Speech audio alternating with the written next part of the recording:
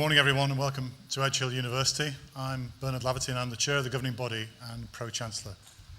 And on behalf of the University, it's my pleasure to declare this congregation open.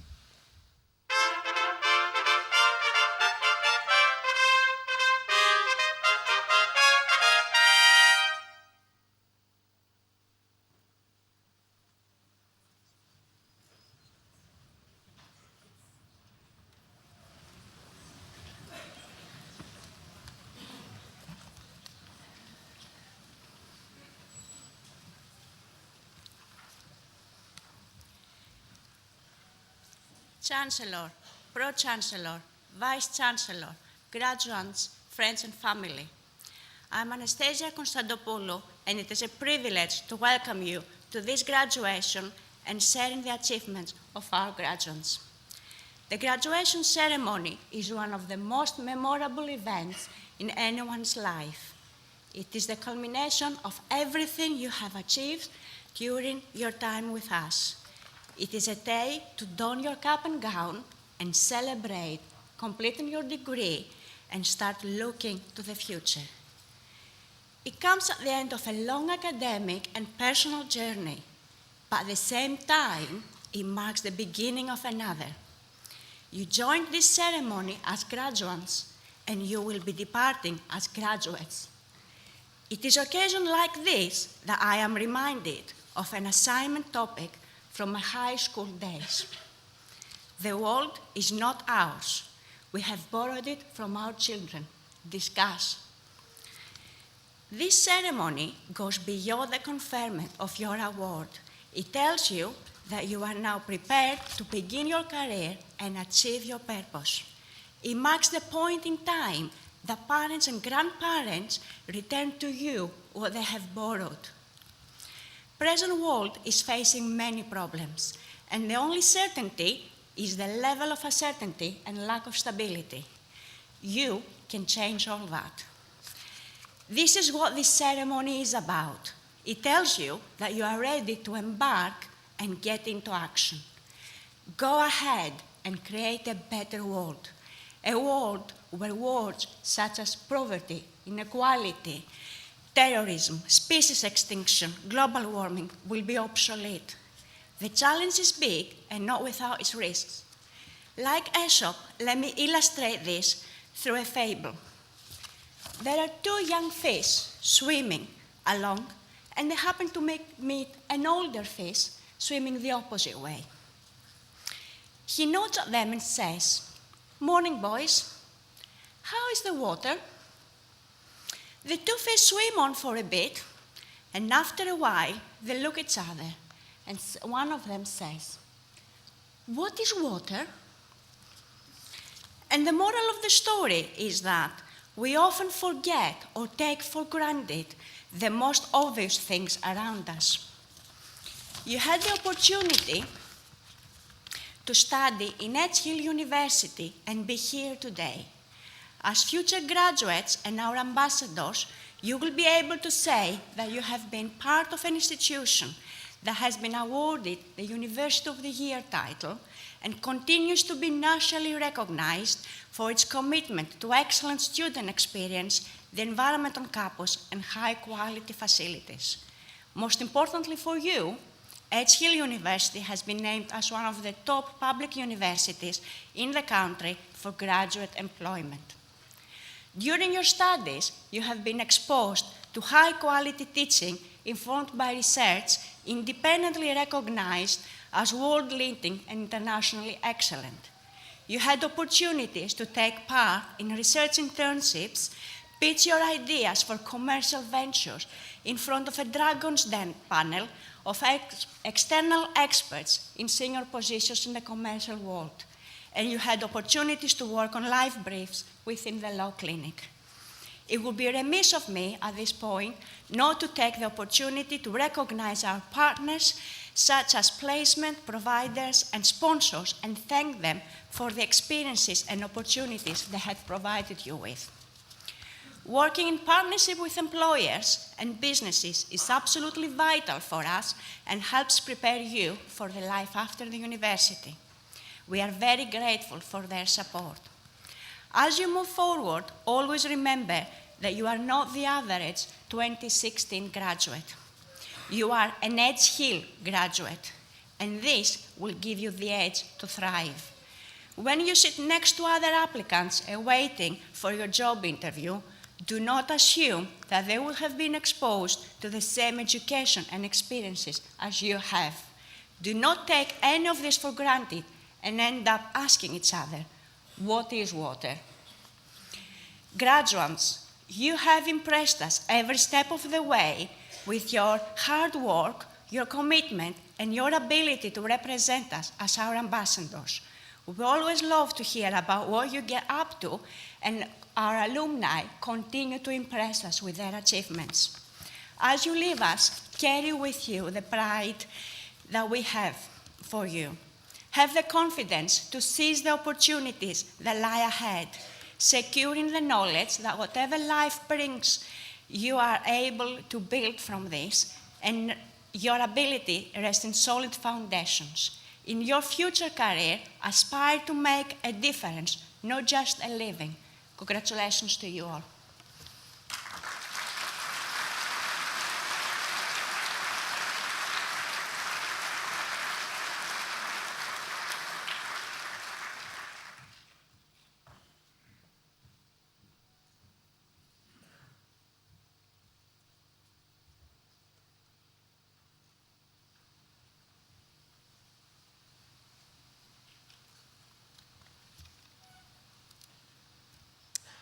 Chancellor, His Honour Judge Kuno Tarfusa is one of 18 judges of the International Criminal Court, the ICC, and currently President of the Pre-Trials Division. Kuno Tarfusa was born in 1954 into a German-speaking family in Merano, a town in South Tyrol in northern Italy. The challenging history of this area was to have a big impact on Kuno as he grew up. Until 1918, South Tyrol was part of the Austro-Hungarian Empire, but this almost completely German-speaking territory was ceded to Italy by the Allies after the First World War, much against the will of the people. Immediate efforts were made by the Mussolini regime to Italianize the area through immigration and a ban on the use of the German language from public service. During the alliance between Hitler and Mussolini, steps were taken to facilitate the transfer of the German-speaking population to German-ruled territory, on the proviso that those who chose to move had to leave all their belongings behind, while those who stayed had to comply strictly with new Italian laws. Towards the end of the Second World War, when the Italian government signed an armistice with the Allies, the region was occupied by Germany, and when Italian rule was restored by the Allies in 1945, it was on condition that the German-speaking population was granted a significant level of self-government. But despite the creation of the autonomous provinces of Trentino and South Tyrol, real power was limited, and strong levels of dissatisfaction remained among South Tyroleans, fueling tensions between Austria and Italy and leading to the development of a liberation movement. Bombing campaigns during the 50s and 60s saw 21 deaths. Final resolution was not achieved until 1971, when a new Austro-Italian treaty was signed, giving the province greater autonomy within Italy. The extensive self-government provided by the current institutional framework has been advanced as a model for settling inter-ethnic disputes and for the successful protection of linguistic minorities. This then was the backdrop to Kuno's young life, and his consuming interest in law and justice can be traced back to this period. When Kuno was 9, his father took an unusual and some might say far-sighted step in bringing two sisters, first Mary and then Eileen, from England to live with the family for a year, so ensuring that English as well as German and Italian were spoken at home.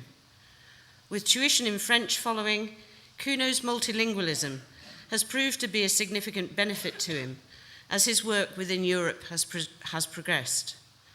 And the friendship forged with Mary and Eileen was rekindled in 2010 when they spotted his appointment to the ICC and contact was re-established.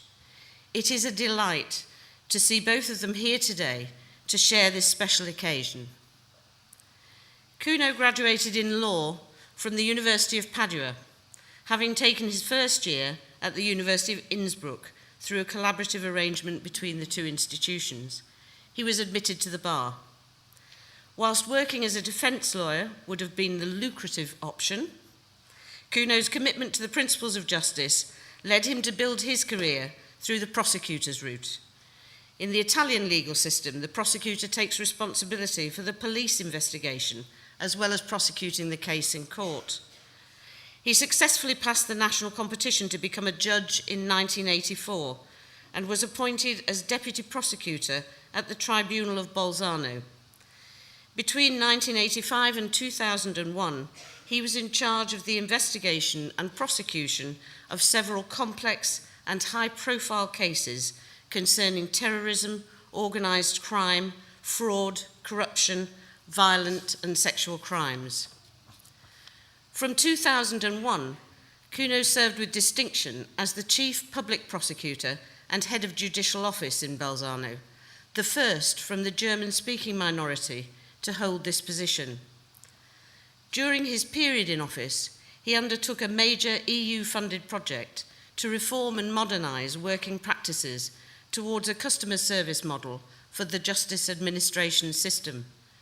The results were impressive in reducing costs, backlogs, and the lengthy waiting times associated with legal processes. The model has been recognised as best practice and is now adopted as the standard throughout Italy.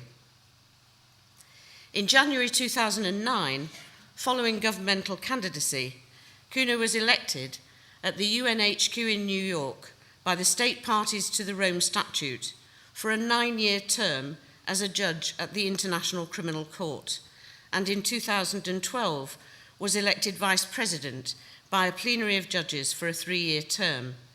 He has been president of the pre-trials division since 2015. The concept of the International Criminal Court has been around for a long time. The International Court of Justice is an arm of the United Nations and was established in 1946. Often referred to as the World Court, it seeks to adjudicate in disputes between member states on issues such as sovereignty, trade and boundary disagreements, human rights and treaty violations. It has no jurisdiction to prosecute individuals. In the absence of an international criminal court, the Allied powers established 2 ad hoc tribunals to prosecute Axis power leaders accused of war crimes in the Second World War. The international military tribunals in Nuremberg and Tokyo prosecuted German and Japanese leaders respectively. Proposals for a permanent court followed, but were frustrated by the political climate of the Cold War. Interest was reignited in the late 80s, and the United Nations General Assembly tasked the International Law Commission with drafting a statute for a permanent court. In the meantime, the United Nations Security Council found it necessary to establish another 2 ad hoc tribunals. The International Criminal Tribunal for the former Yugoslavia was created in 1993 in response to large-scale atrocities committed by armed forces during the Yugoslav wars, and the International Tribunal for Rwanda was created in 1994 following the Rwandan genocide. The stage was set and the time was right.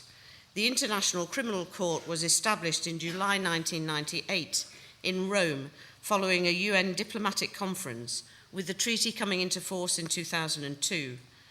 Initially ratified by more than 60 countries, this has now risen to 124. The ICC operates as an independent judicial body with the primary purpose of holding criminally accountable those responsible for the most serious crimes of concern to the international community as a whole. In particular, the court deals with cases of genocide, crimes against humanity, and war crimes, where individual states with primary jurisdiction are unwilling or unable to prosecute. The final establishment of the ICC is a major achievement, a recognition that no one is above the law or can act with impunity in prosecuting atrocities. On behalf of the world community, the court carries the huge burden of using the force of law to bring individuals to trial and obtain justice for victims. The 18 judges are appointed from ratifying states and must be persons of high moral character, impartiality, and integrity, possessing the qualifications required in their respective states for appointment to the highest judicial office. To be asked to serve is both an honour and a weighty responsibility. It takes courage and determination. It is not for the faint-hearted. Since his appointment, Kuno has been involved in a wide range of cases, issuing a number of arrest warrants, including those for the Sudanese President Bashir for genocide, Muammar Gaddafi, his son Saif al-Islam, and the head of the Libyan Secret Services al-Senussi for crimes against humanity. He also confirmed the charges against Jean-Pierre Bemba, the Vice President of the Democratic Republic of Congo, for crimes against humanity. The case against Bemba, which was largely based around his failure to prevent his forces from committing widespread and particularly cruel acts of rape and sexual violence, has recently concluded with a guilty verdict and an 18-year prison sentence. Current assignments include the cases of Dominic Ongwen for crimes committed as a leader of one of the brigades of the Lord's Resistance Army in Uganda, and Ahmad al-Mahdi for war crimes committed as an alleged member of an extremist Islamic militia in North Africa, who Kuno has recently committed for trial.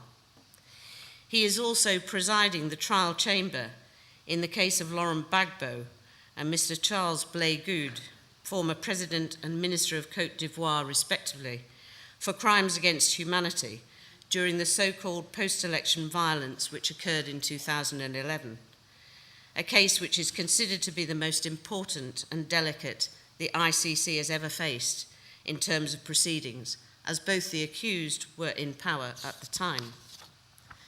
This is just a flavour of the challenging and deeply disturbing work which Kuno undertakes on a daily basis, requiring strength of purpose and a strong stomach, as well as deep commitment to the principles of justice.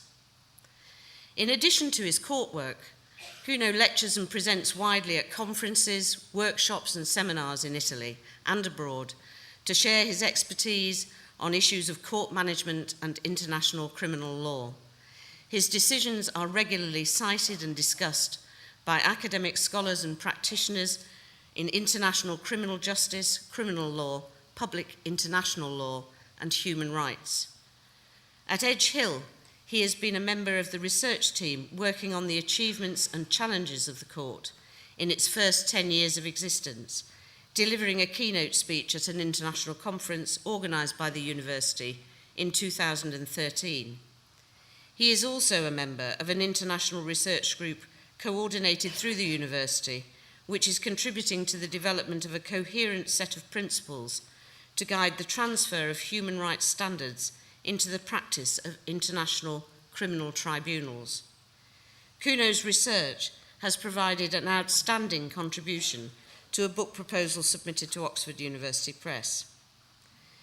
The involvement of international judges in academic projects is essential to the development of international criminal law, and Judge Tarfusa is widely recognised as one of the main protagonists who daily contribute to the progress of international criminal law as justice. He hopes to continue to share his expertise when his term of office at the ICC completes in 2018. Kuno says that he has been privileged through his career and the opportunities he has had, and that in this way he can give back to society, and especially to young people, with whom he feels a strong connection. Today, I think we can say the privilege is all ours. Chancellor, it is a signal honour to present Judge Kuno Tarfusa for the Edge Hill University Award of Honorary Doctor of Laws.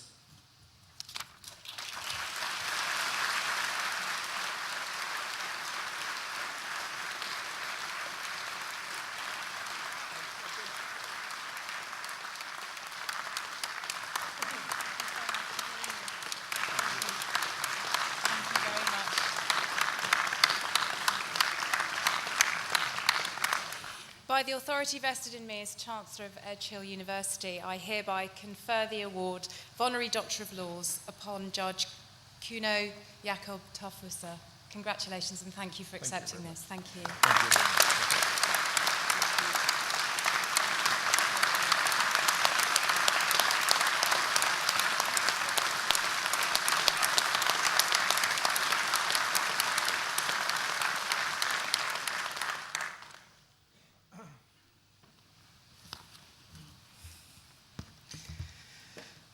Whew.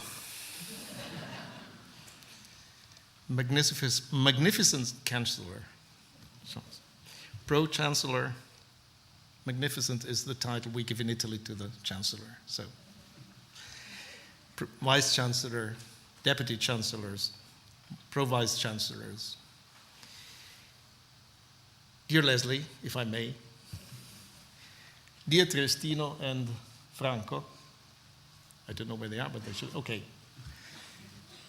They are the two guilty for bringing me here to Edge Hill. Dear Mary and Eileen, without whom I probably wouldn't be here because I wouldn't know sufficiently your language. And let me give a small thought also to my parents, which permitted me to. They passed away both while I was in The Hague. Dear fellow graduates and parents, which are proud today, and right so. Ladies and gentlemen, ladies and gentlemen, nobody's left, I think. Let me say that I'm really not in a position to find the appropriate words which could even come near to defining my mood and my emotions.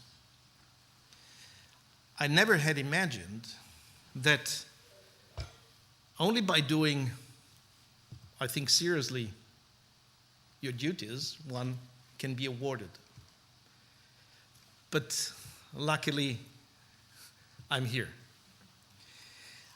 I can just say that I feel really very much humbled and grateful to Edge Hill University for the honor I'm given today.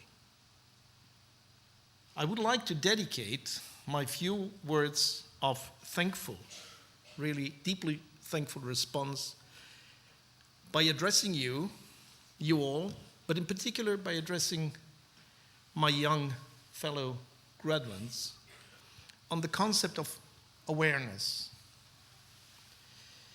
If I look back at my life, I cannot but say that it was a good life, it was a lucky life, and a life with a certain degree of success, both private and professional.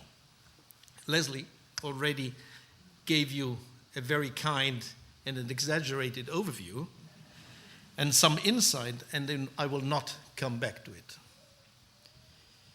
But it is only recently, after having served for some time as a judge at the ICC, that I became really and deeply aware of how good and how lucky my life really was and still is.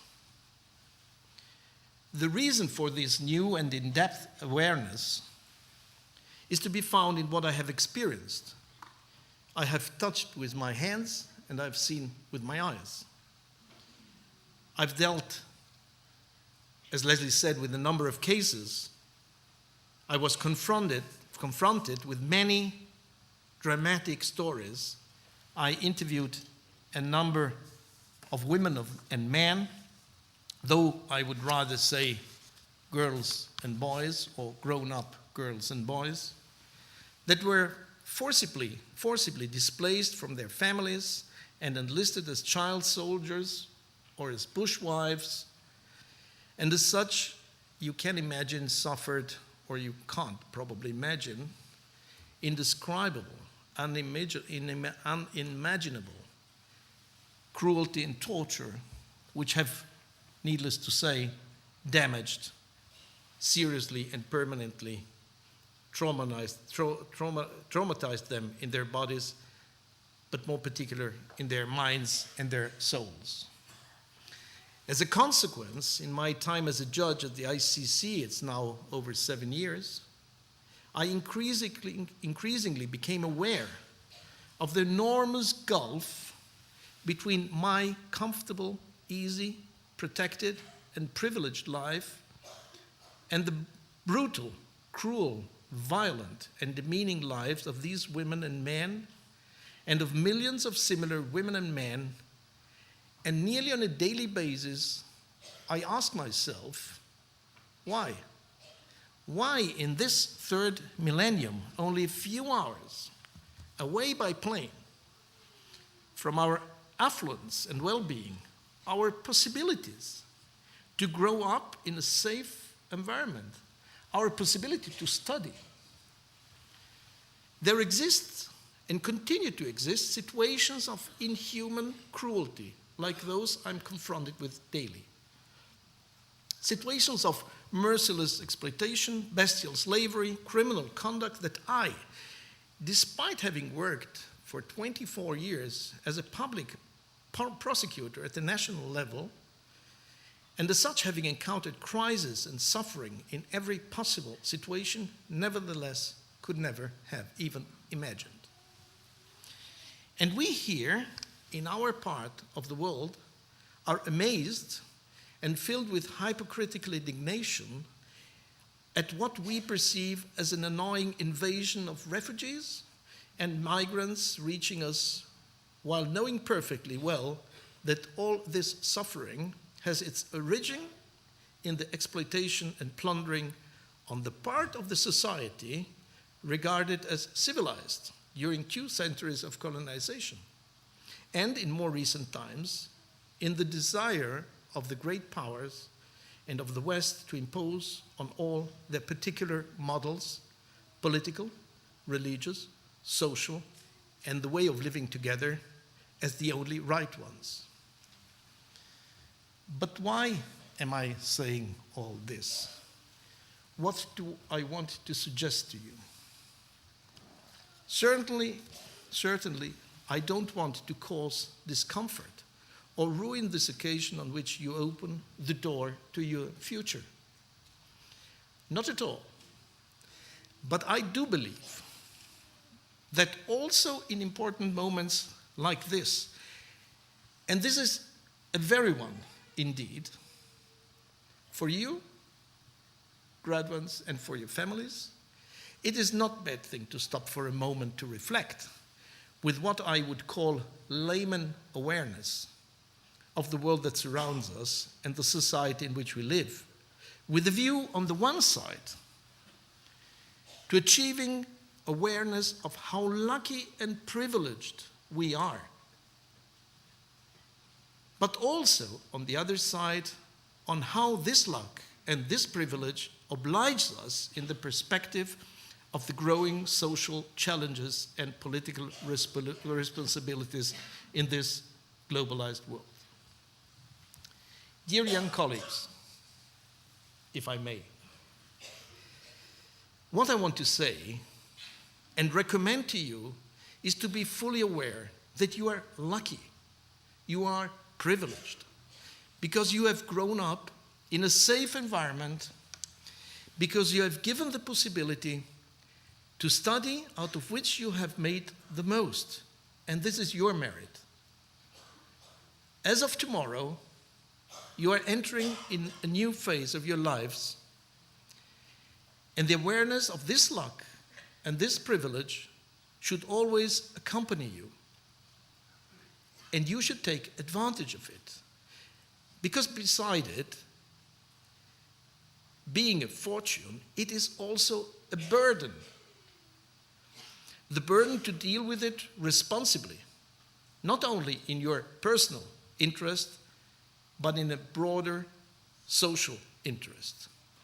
I sincerely, with all my heart, wish all of you who represent the future, as opposed to me that I'm nearly the past, the same and even more luck and success that I had.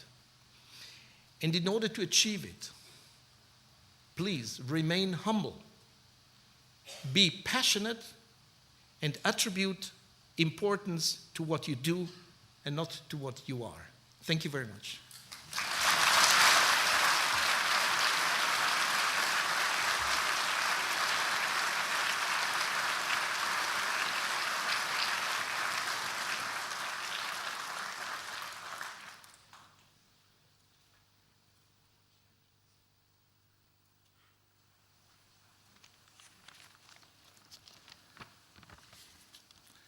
Good morning.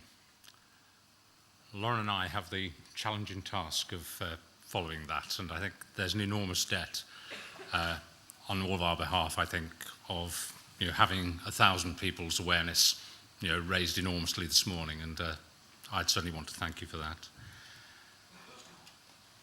From the university's perspective, of course, individuals do make a difference as well. And 5 years ago, the university was delighted when the Students' Union approached us and asked about co-sponsoring awards for members of staff, for academics, for personal tutors, for support staff who went the extra mile in enhancing students' learning and their living experience. Now, from those relatively humble beginnings, in recent years, thousands of students have nominated hundreds of staff. And each year, a joint panel reduces that to just 15 names, 15 colleagues who, at this week's 15 ceremonies, yeah. I sort of half apologise for that, but in some ways, actually, I think it partly reflects what we were listening to earlier as well, and the kind of devastation that was being described, particularly in countries that wear the title democratic at the front of their name. So 15 colleagues who at this week's 15 ceremonies receive awards alongside their students. And this morning, I'm delighted to welcome Lauren Mann, who's the Vice President Welfare for the Students' Union, to present this year's award to Marianne Erskine Shaw.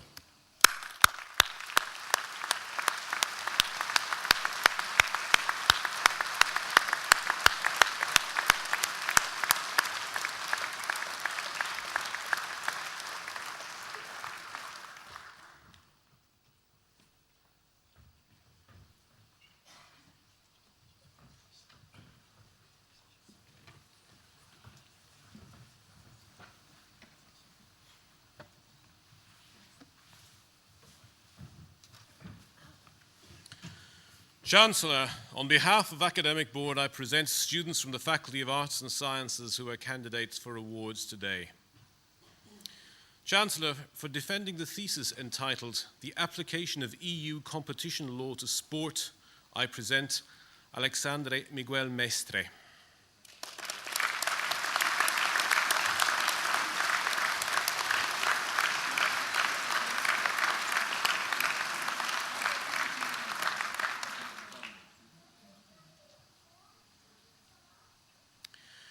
For the degree of Master of Laws by Research, Laura Ann Bliss.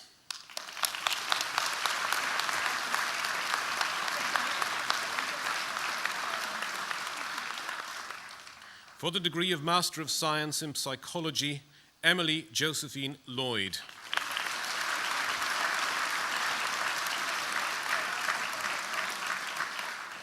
For the degree of Bachelor of Arts with Honours in Criminology and Criminal Justice, Danielle Francesca Adamson.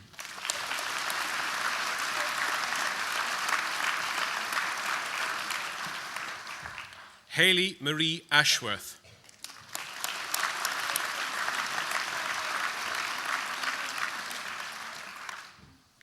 Joshua Mihal Ball.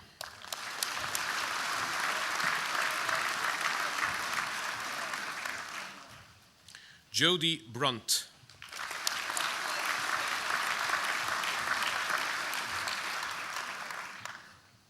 Luke William George Clark.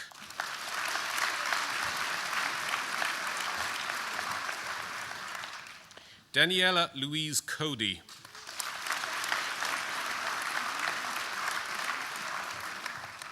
Lauren de Krop.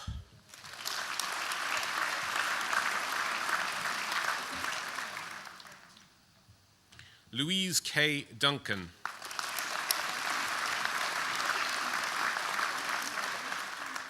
Natasha Jade Dunn.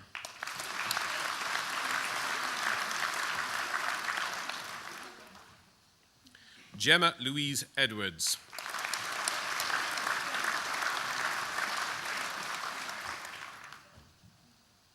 Abby Fisher.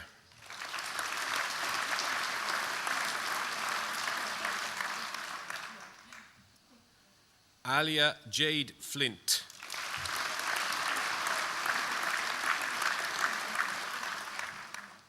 Simon Paul Francis.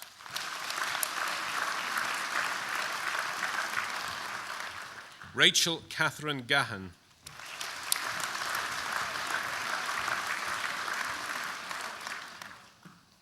Ellen Elizabeth Skeel Griffiths.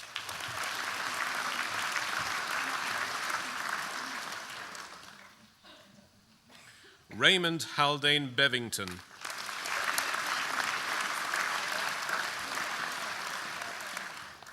Katie Emma Halliday.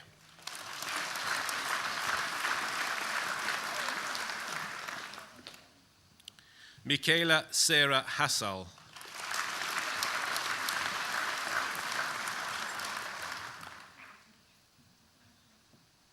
Samuel Joseph Jones.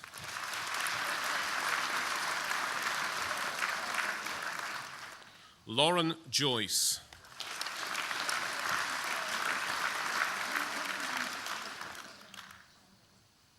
Sarka Kafkova.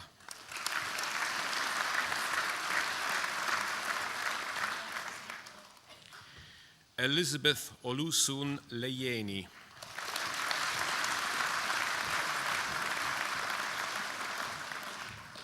Miles Edward Linney.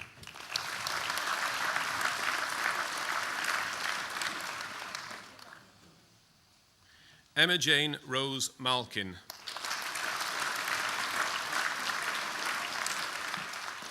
Jessica Jane McComb.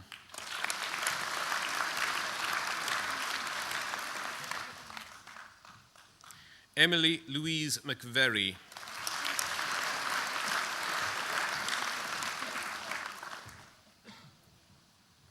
Annabelle Victoria Louise Monk.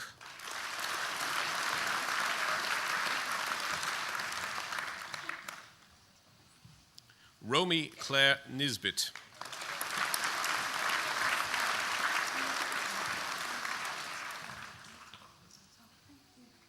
Louise Catherine Patterson.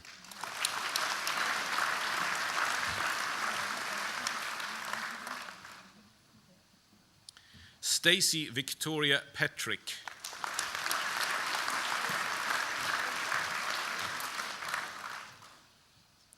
Luke Edward Phillips.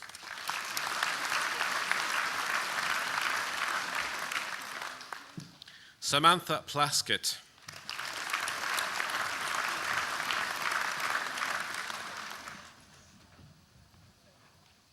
Georgia May Powell.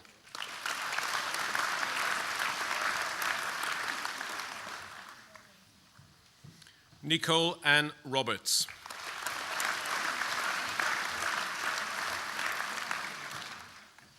Adam Wynne Spencer.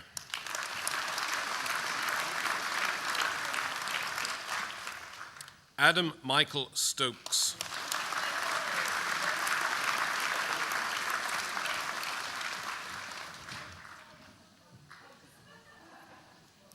Megan Grace Tierney.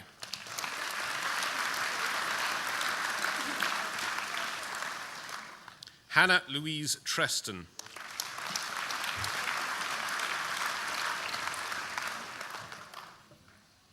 Megan Sally Louise Whiteley.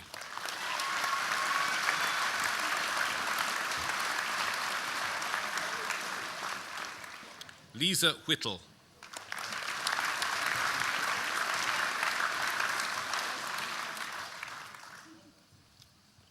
For the degree of Bachelor of Arts with Honours in Criminology and Criminal Justice, Youth Justice, Amy Harrison.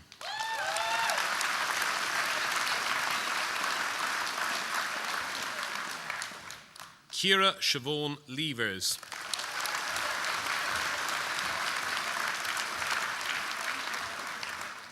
Ashley Rose Martin.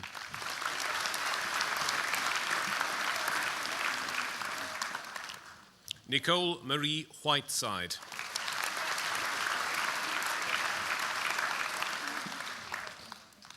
For the degree of Bachelor of Arts with Honours in Criminology and Sociology, Ryan David Kavanagh.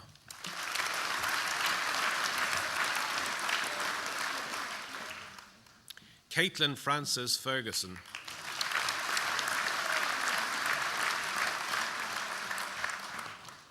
Charmaine Manjengwa.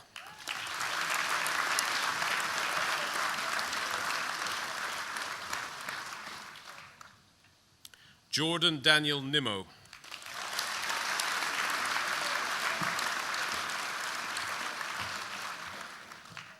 Shamsul Amin Shararyar.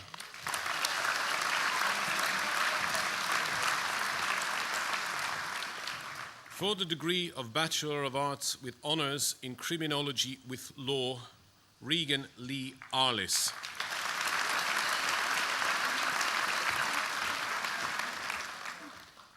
Francesca Louise Clen Lynn Bailey.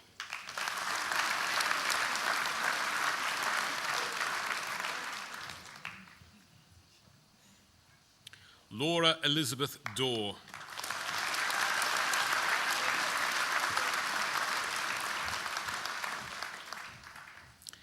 Katie Elizabeth Farnhill.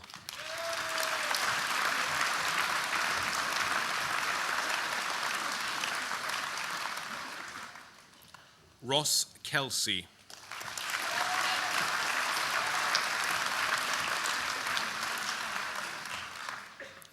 Megan O'Hare.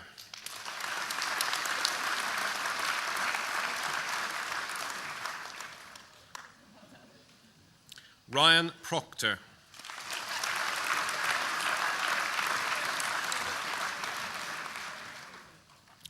For the degree of Bachelor of Laws with Honours, Rebecca Hope Arnold.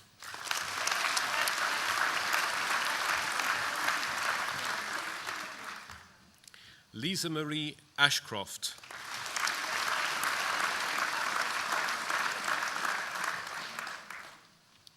Abigail Mildred Avenel Barrett.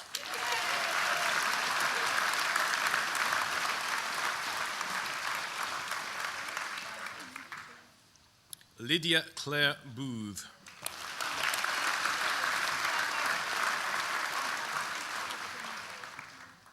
Francis James Bowers.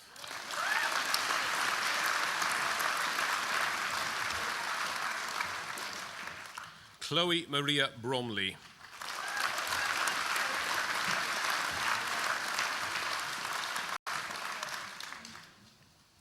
Matthew Roy Church.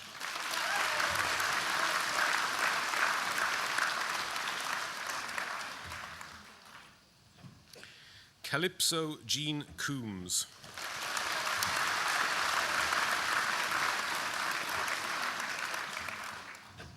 Tamara Ashley Cross.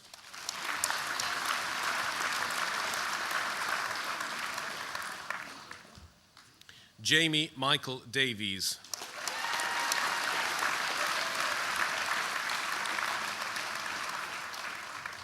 Amy Elizabeth Doran.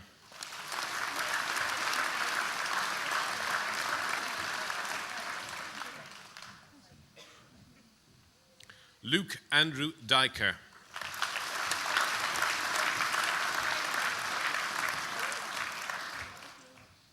Brooke Ashley Eden.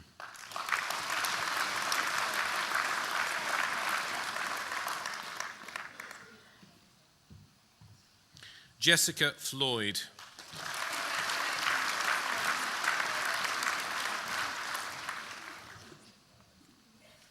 Pavlina Todorova Georgieva.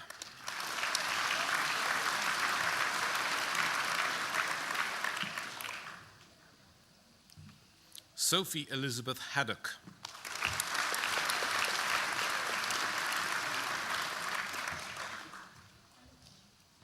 Megan Elizabeth Harrison.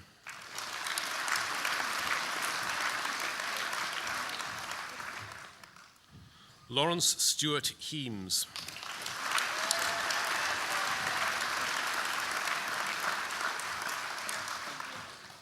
Chelsea Hitchmo.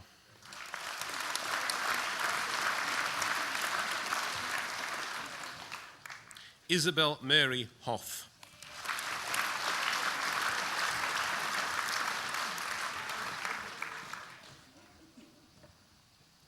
Charles William Hughes.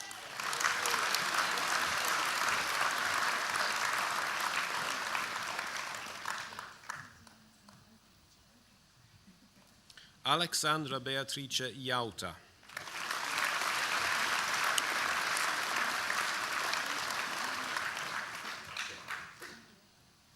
William Joseph Irving.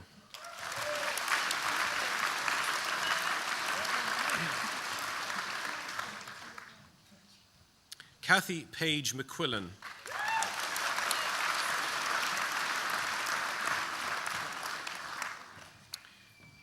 Janie Lee Melling Fong.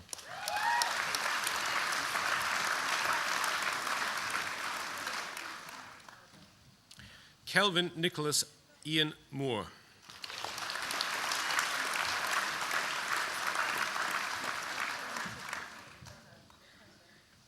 Liam James Moore.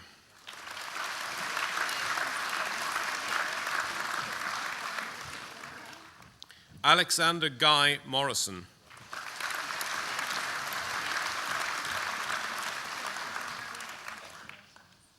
Gabrielle Claire Mosley.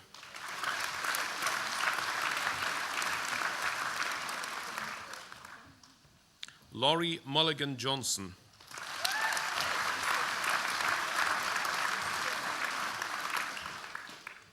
Daniel Chukwumika Onochi.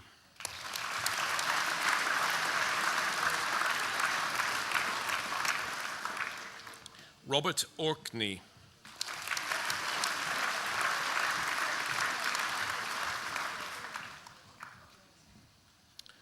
Lukman Yakub Patel.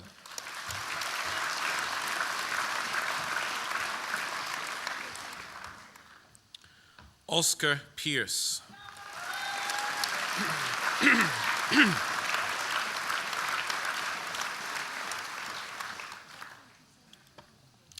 Ryan Paul John Pritchard.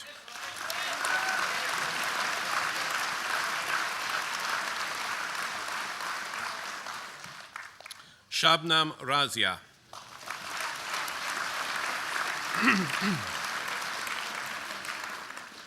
Katie Louise Rutter.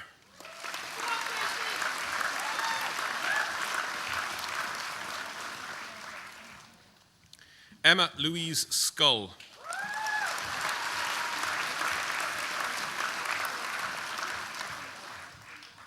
Sarah Jane Seed.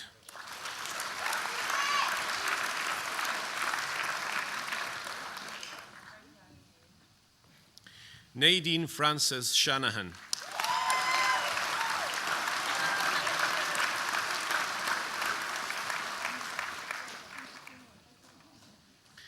Megan Louise Swan.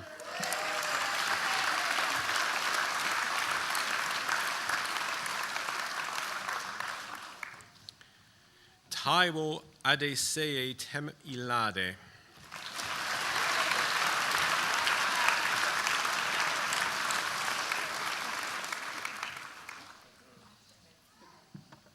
Emma Claire Timpson.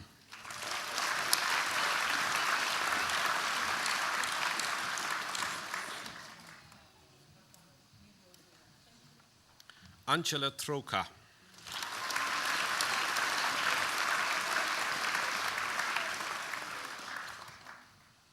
Georgia Walsh.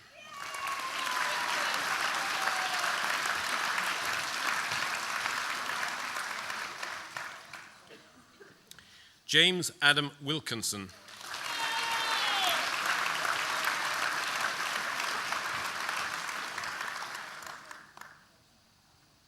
Kirsty Louise Wilson.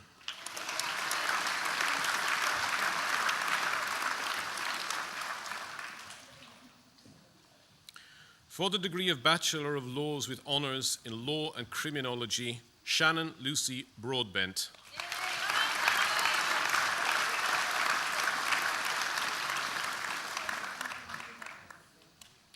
Christopher Andrew Cullum.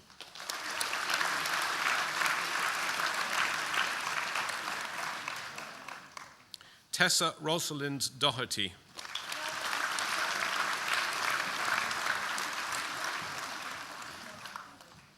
Naomi Susan Holsworth.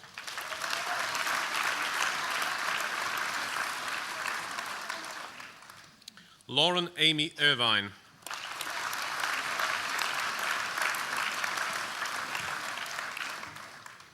Callum Leyland.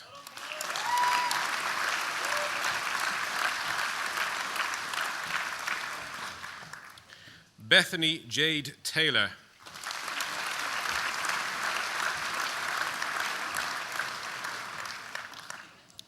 Joel Peter Philip Trodden.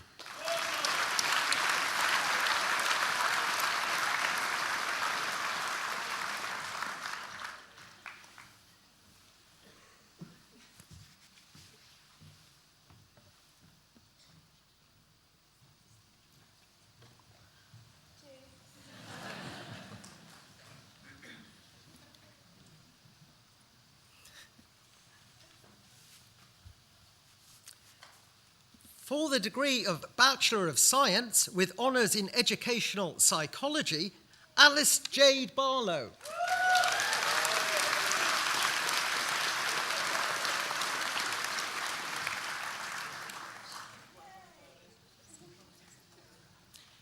Amy Lauren Bryant.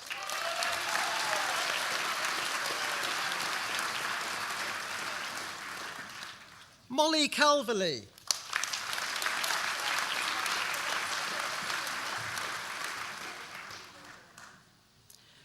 Joanne Ruth Clark.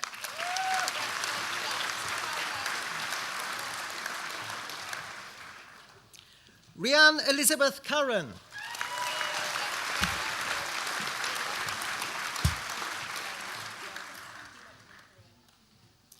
Chancellor, the following candidate was a recipient of the Chancellor's Scholarship in 2013. Shannon Christine Dabson.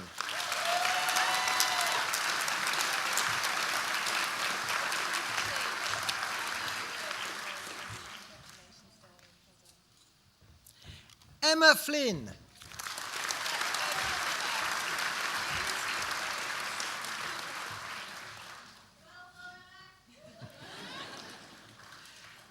Stephanie Lauren Ann Foster.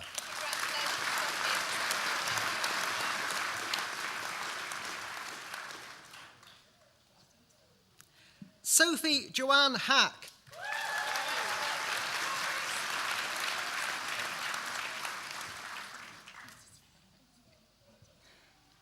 Elizabeth Victoria Haynes.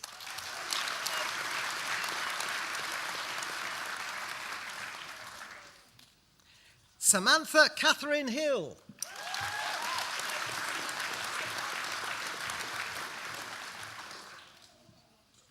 Hannah Elizabeth Houghton.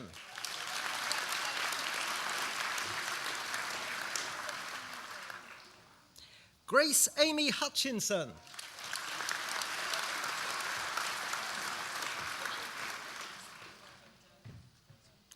Rebecca Louise Keto.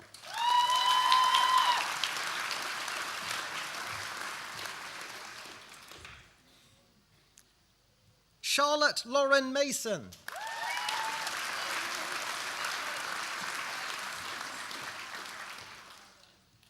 Mark Daniel Piers.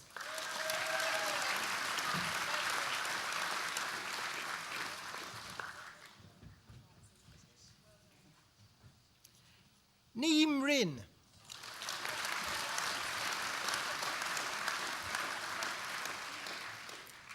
Lucy Deborah Sims.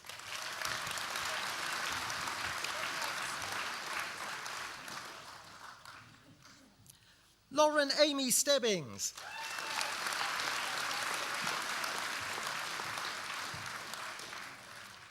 Hazel Rose Tully.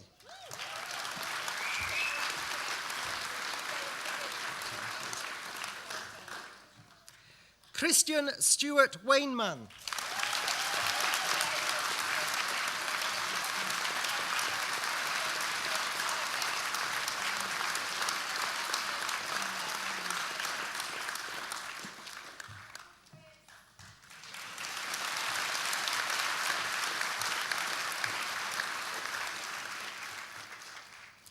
For the degree of Bachelor of Science with honours in psychology, Thomas Peter Donald Aaron.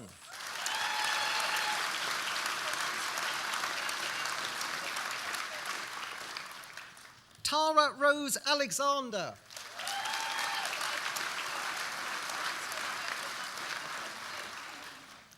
Kalima Andrew Temple.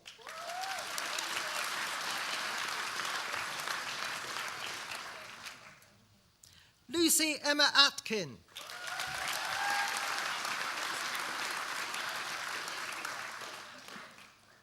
Georgia Banks.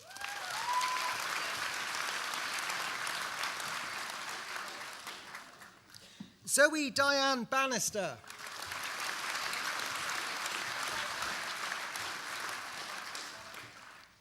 Madison Nicole Barnes.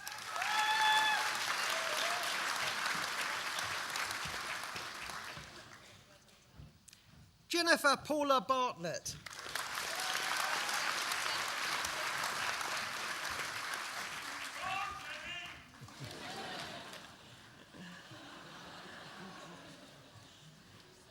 Sophie Beth Belushi.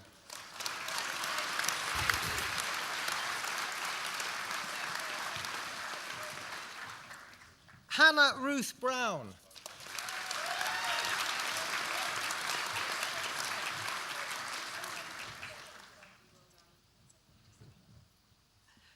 Lauren Kahn.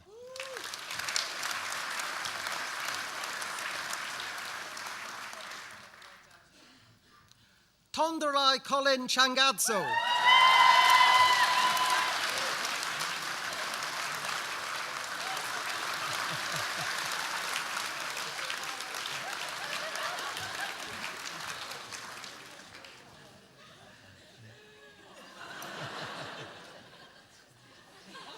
Ricky Chang.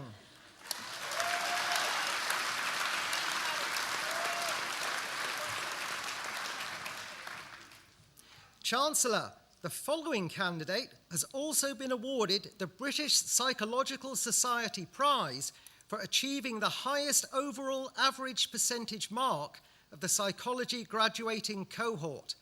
Rachel Louise Crone.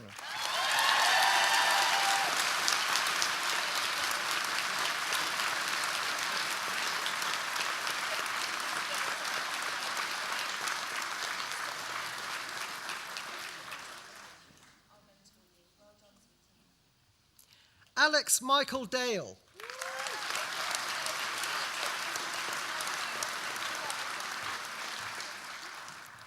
Kerry Ann Dijak.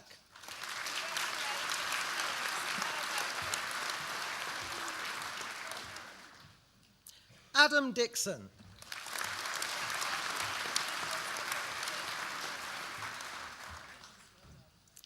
Samantha Louise Dunn.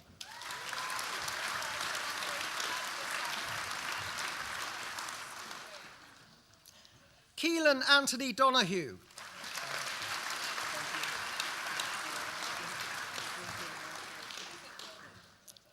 Sarah Louise Duckworth.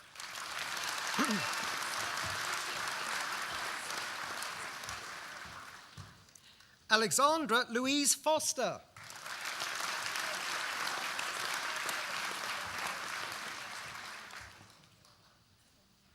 Sophie Victoria Francis.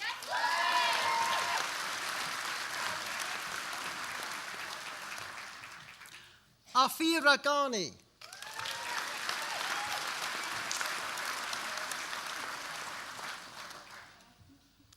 Nicola Marie Hall.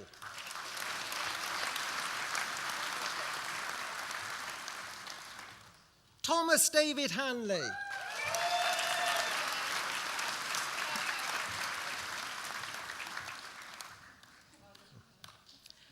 Aaron Hart.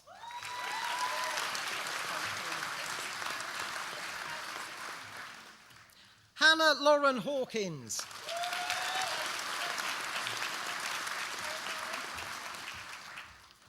Jasmine Petra Hayes.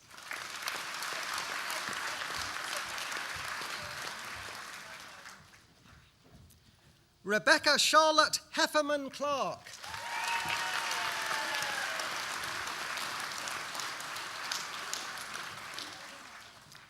Emily Jane Hess.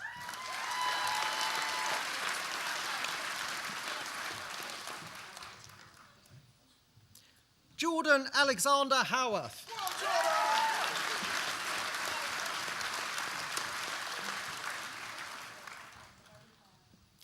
Samuel Stephen Hughes.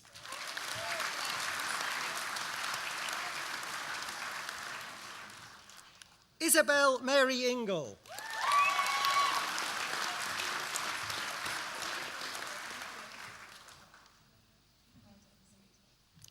Shaiful Islam.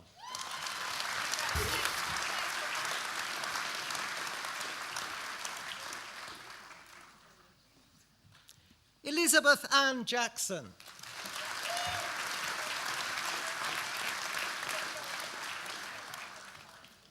Hannah Susan Jarvis.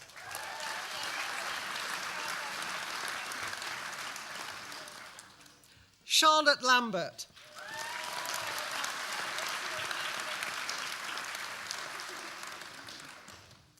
Rachel Elizabeth Law.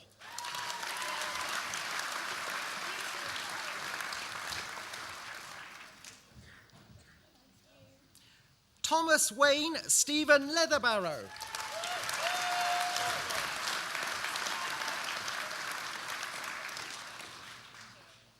Sophie Jane Lee.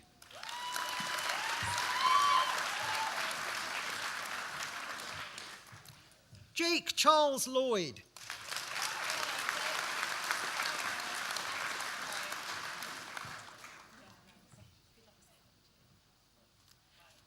Emma Luddington Martin.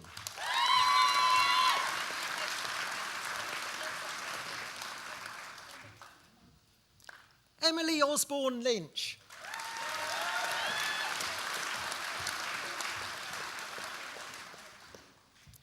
Kimberly Ann Maries.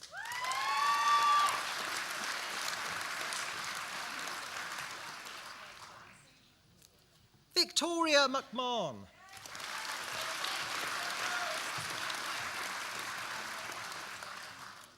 Michael Christopher McManus.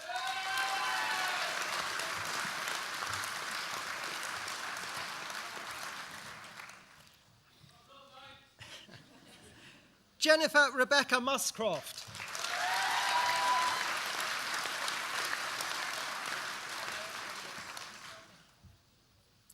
Natasha Manera Ann Nortcliffe.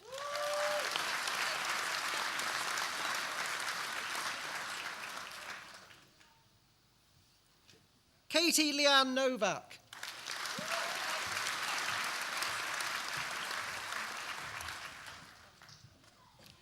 Kia Leslie Ellie Page.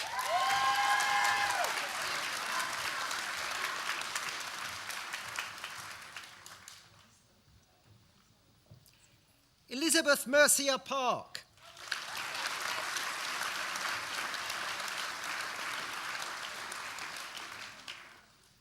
Jessica Danielle Podson.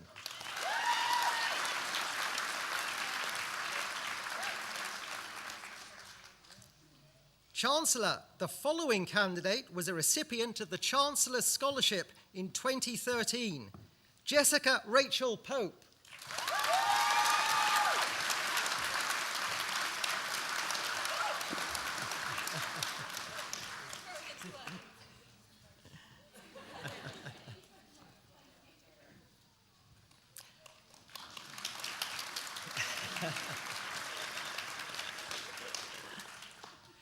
Lydia Jennifer Ford Pringle.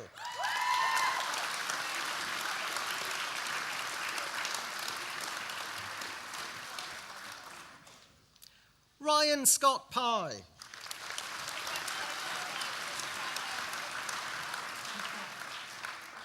Jessica Ann Quinn.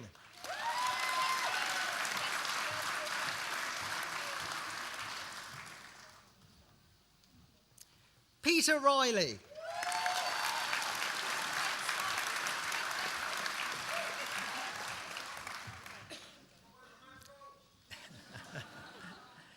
Rebecca Jane Robinson.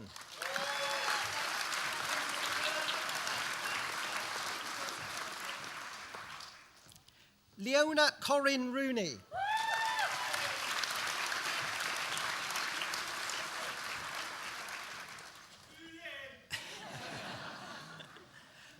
Molly Brenda Rudd.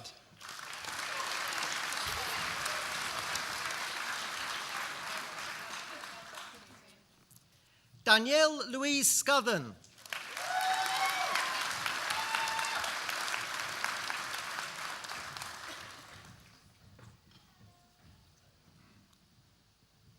Sean Alexander Seal Finch.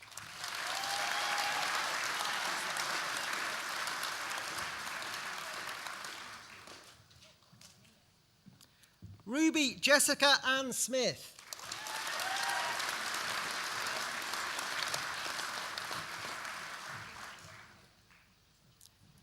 Jodie Emma Stevenson.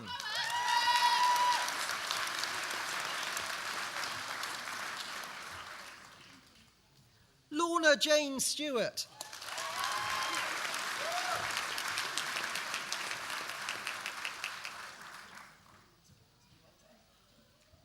Sasha Thompson.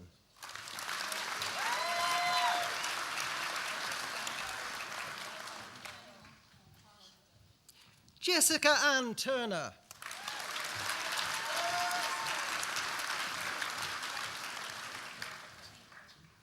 Lauren Francis Wafer.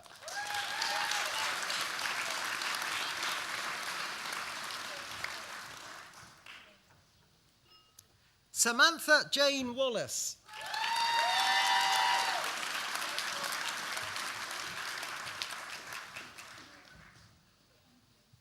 Abigail Rebecca Walwork.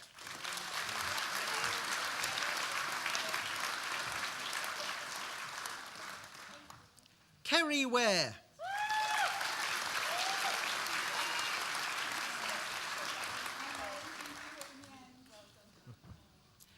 Rachel Elizabeth Warsaw.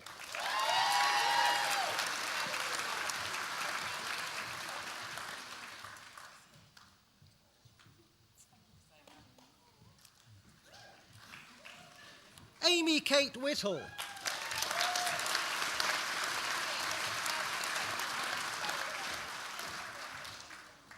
Shannon Mary Wicks.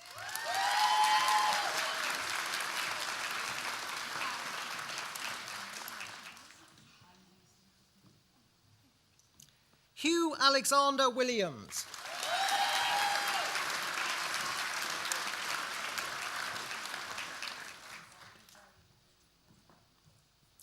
Jennifer Maria Williams.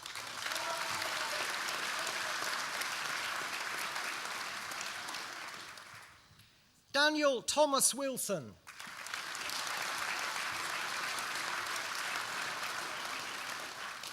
Amy Jane Wiley.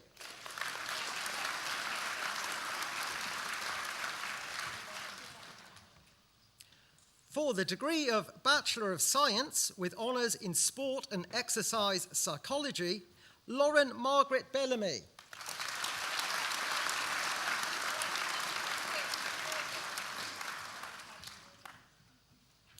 Kelly Louise Bourne.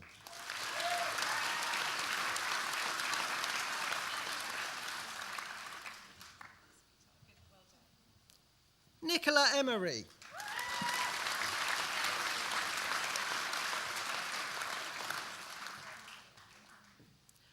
Aaron Evans.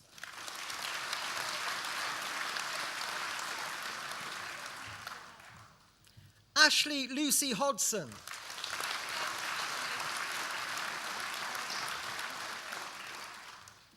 Sarah Kate Hutchinson.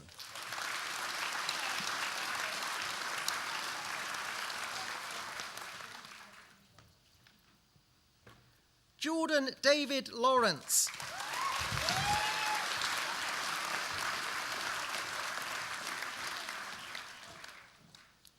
Yasmin Nadina Riles.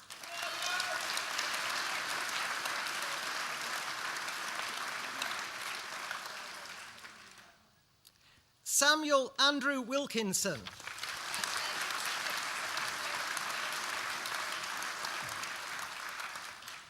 For the degree of Bachelor of Arts with honours in Criminology and Criminal Justice, Samuel Joseph Scott.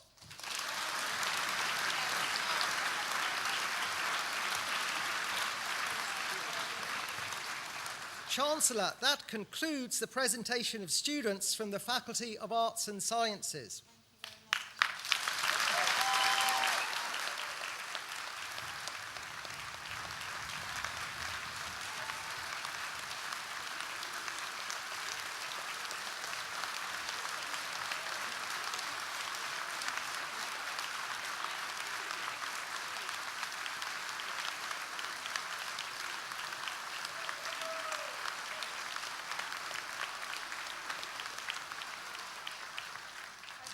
Well, hello.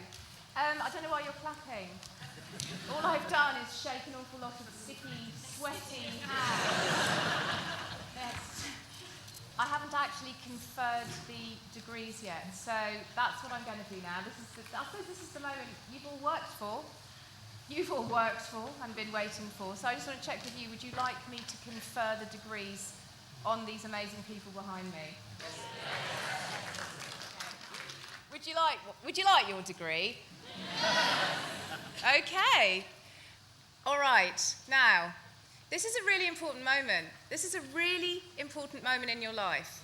Slow it down. Focus. Take a snapshot.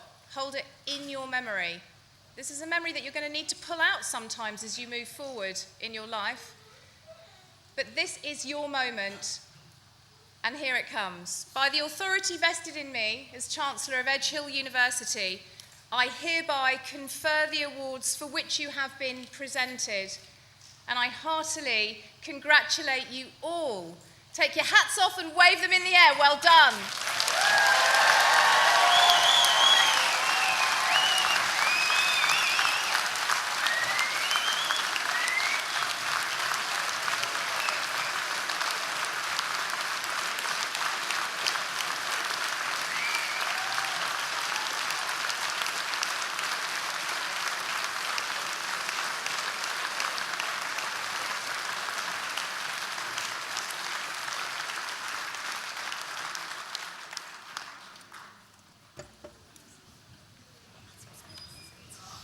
Well, did that feel good? They're all too stunned to speak. I don't think they can believe it that they've got here. Can you believe it? Good morning. I am Tanya Byron. I am Chancellor of Edge Hill University. I'm a professor in the public understanding of science and a consultant in child and adolescent mental health. But I suppose the thing I love the most is being Chancellor of this amazing university, and particularly being here at the graduation ceremonies. It gives me such a pleasure. It feels like an enormous privilege to be with each of you at that moment when you change from being a graduand to a graduate and you receive your degree from me. And it really feels like a privilege. A lot of you looked absolutely terrified. But there was a lot of emotion in that moment. There was anxiety. Some of you were wearing shoes that I think you didn't know whether you'd actually make it through the day in. Very brave, very brave. There was anxiety, there was fear, there was that kind of moment of shock of being, the spotlight was on you. But there was also some other emotion there, and I asked each of you whether you were proud of yourselves, and you all said yes. And do feel proud of yourselves. And I told you that I was proud of you, and I am, and I'm going to tell you why. But just before I go into my more motivational few words for our amazing graduates, I thought I'd explain to you a little bit about how the university works, who we are and how we work. So I am the Chancellor. I don't know if you know what that actually means. What it actually means is I am the most important person in this room. Okay? Yes, do applaud. Okay? I love this moment. And as Cuno, you called me magnificent, which I believe is the tradition in Italy to call a chancellor magnificent. Indeed, I am magnificent. Thank you. Another way of thinking about it is there are a number of people here who work incredibly hard at this university. I think you all know we were University of the Year last year. We're a fast-growing, award-winning, internationally recognised university. I could go on, but I won't. First of all, we have the amazing staff from the faculty and all the different degrees that I've awarded today, all the staff, the tutors who have supported these amazing people to get their degrees. And the first thing that you have to do is I'm going to ask the staff to stand up, and I'm going to ask you all to show how much you appreciate how hard they worked, because if it wasn't for them, you wouldn't have what you have now in terms of skills, knowledge, and confidence to move forward. So could my colleagues stand, please? And could you show them how much you appreciate the work they have done to support you?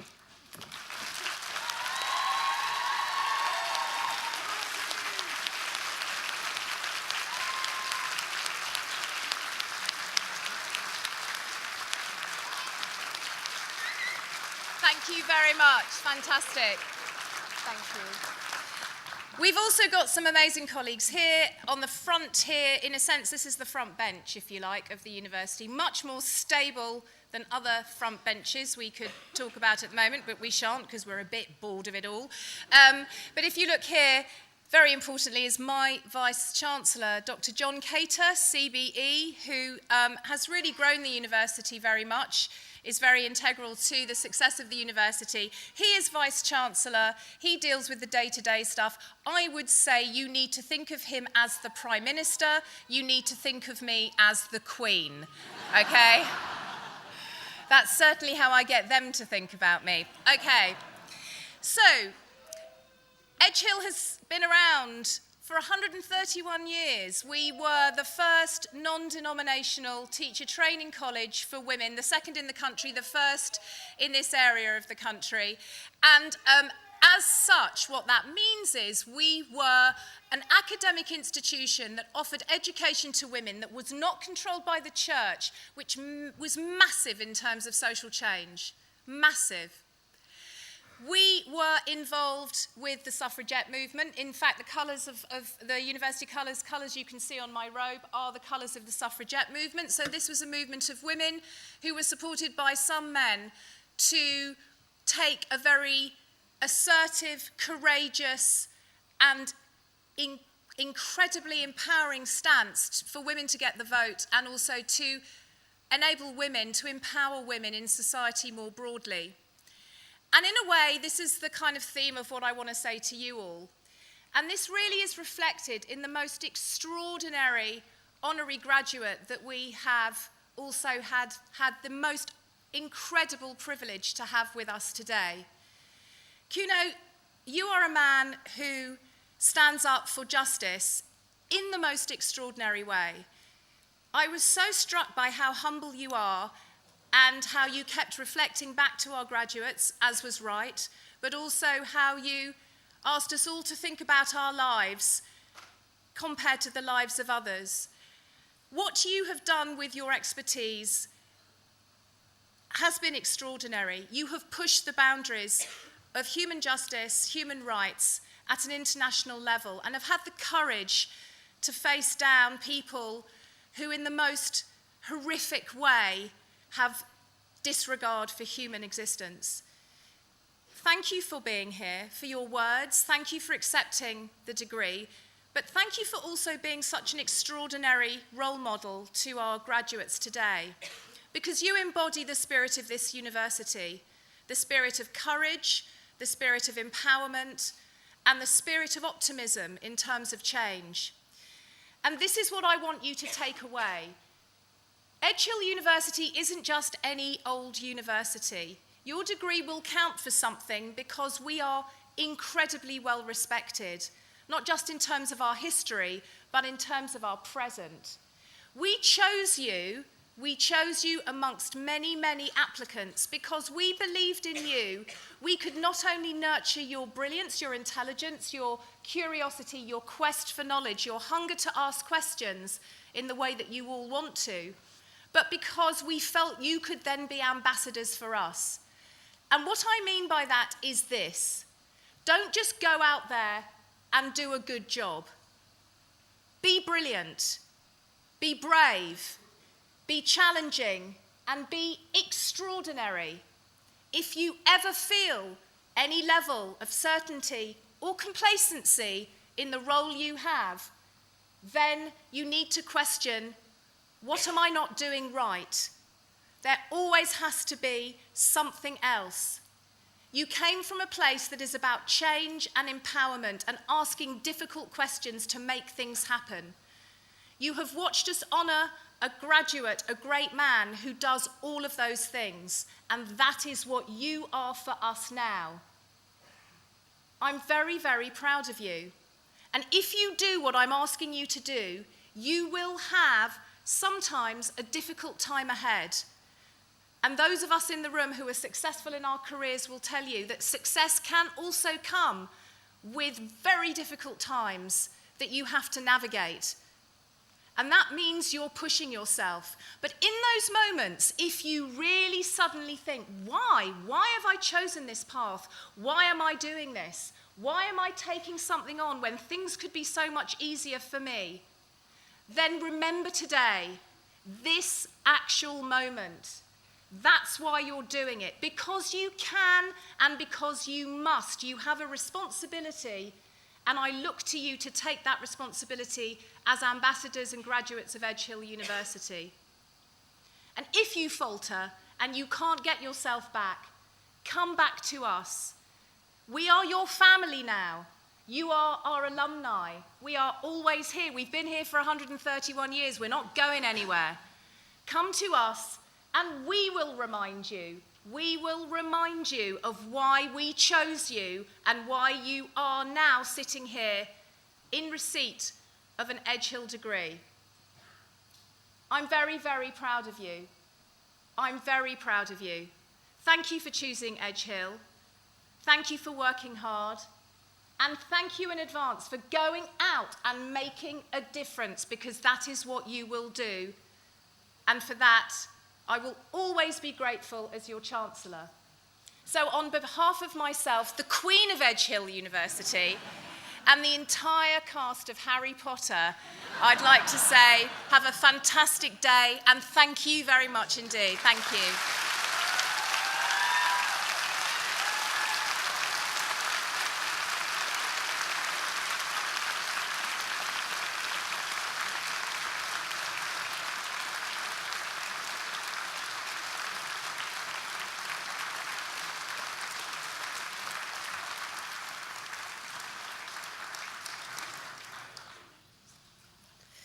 Ladies and gentlemen, with a song for our graduating class of 2016, will you please welcome Miss Lucy McHale?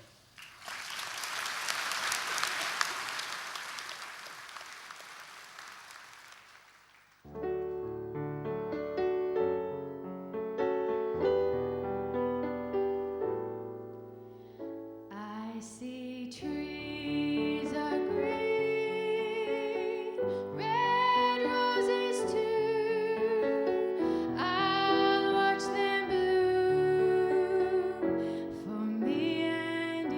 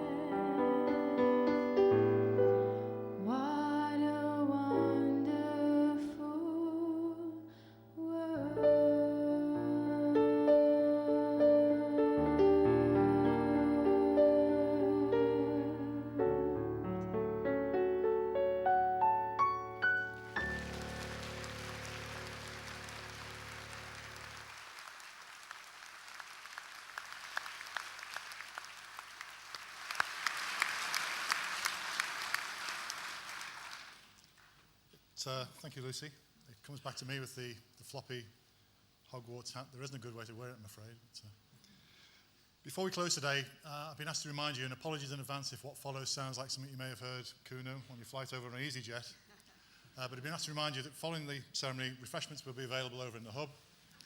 Please feel free to take photographs all around the campus. And should you feel so inclined on a Boxing Day or Christmas Day after the Queen's speech, you can watch it all again via the university website. So that's refreshments, photographs, website.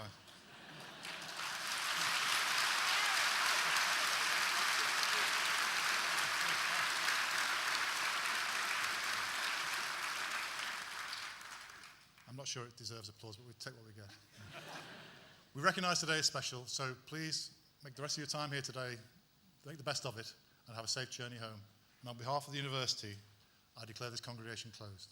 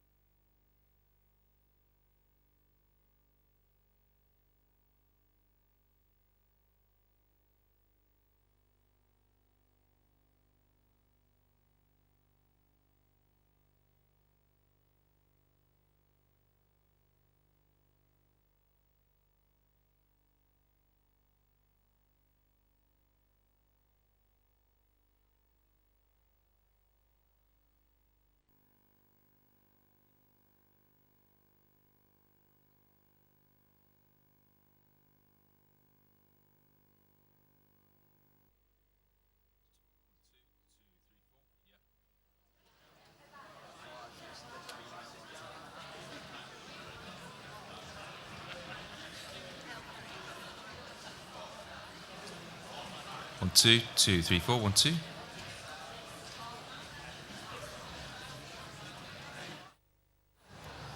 1, 2, 2, 3, 4, 1, 2.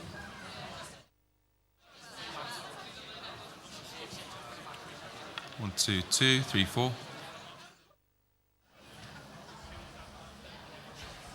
1, 2, 2, 3, 4.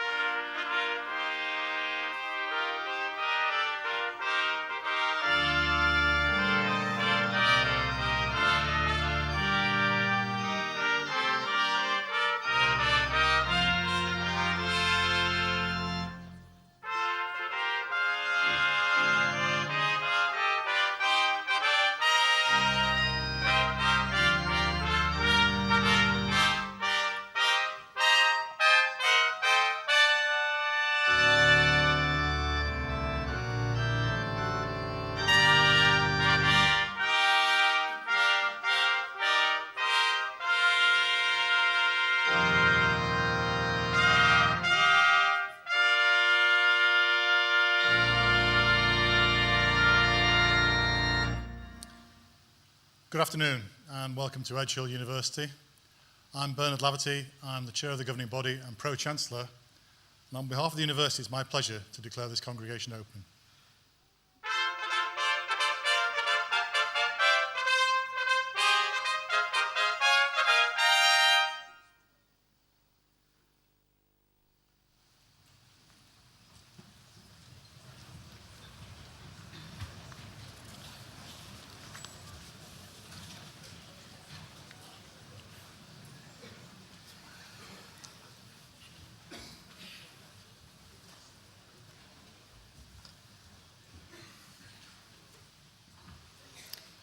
Chancellor, Pro-Chancellor, Vice-Chancellor, Deputy Vice-Chancellor, Pro-Vice-Chancellor, colleagues, graduates, family and friends.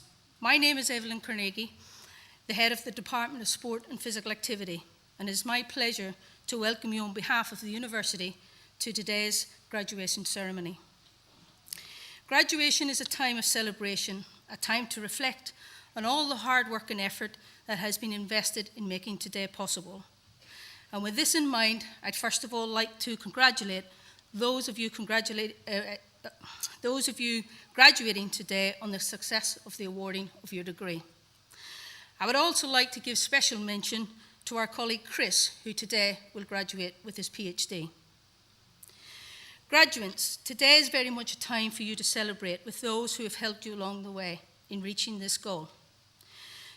To acknowledge the help and encouragement that those closest to you have provided, and to say thanks to your parents, brothers, sisters, partners, grandparents, children, peers, tutors, and the support staff who have helped you to make this day possible.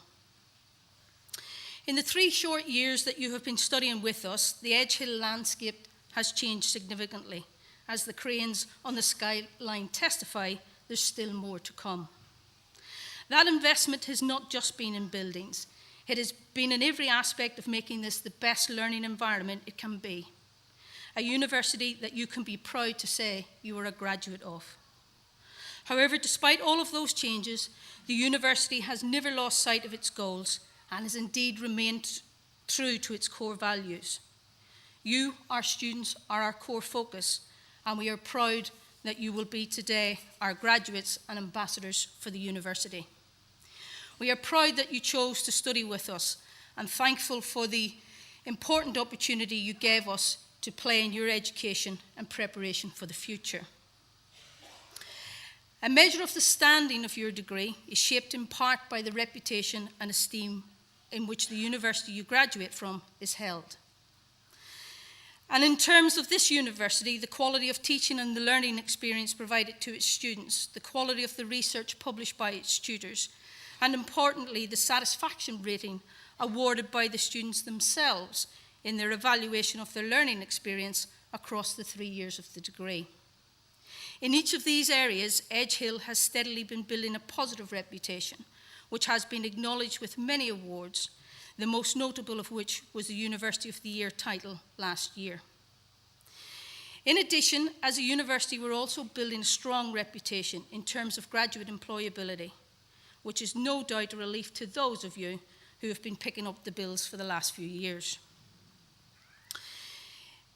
Improvements in research output have been acknowledged and have helped enhance and design the delivery and the content of your curriculum, and in turn we believe that produces the very best graduates, of which today you will become one. In preparing for this address, I wanted my key message to focus on poignant sporting events which have occurred during the time you've been studying with us. One event immediately sprang to mind. An event which, although it concluded on the 26th of April of this year, began on the 15th of April 1989, some 27 years ago. As a Liverpool supporter, I remember settling down in front of the TV with my sister to watch an FA Cup semi-final full of confidence that my team would get to the final. What very quickly unfolded was one of the worst tragedies in world sport. Like everyone watching that day, I had no comprehension of the enormity of the events that were being shown live on our television screens, of the significance and the lasting impacts that the events of that day would have not only on sport, on wider society. Earlier this week, in her opening address, the Clerk to the Governors, Leslie Munro, spoke of the justice that had finally prevailed for those families who lost their loved ones in what the media called the Hillsborough tragedy. Leslie reminded us of the significant cost to many, not only in the immediate aftermath of that tragic event, but of the significant toll the 27 years of fighting for justice had on the lives of all associated with that day. The 26th of April 2016 saw the Hillsborough family's long struggle for truth and justice finally come to a close.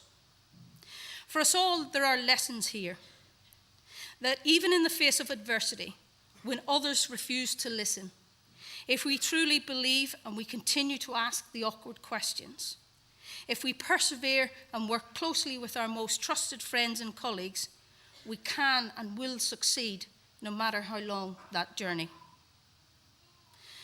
Sport is predictable and unpredictable at the same time. Predictable that in approaching the recent European Championships, with an unblemished record in qualification, English hopes were high. Forgive me for saying predictable too that they left early. But unpredictable in that the future success of the England team will be entrusted to Big Sam. And no matter how our Pro-Chancellor tells me to pronounce his name, he's still Big Sam. So best of luck with that one.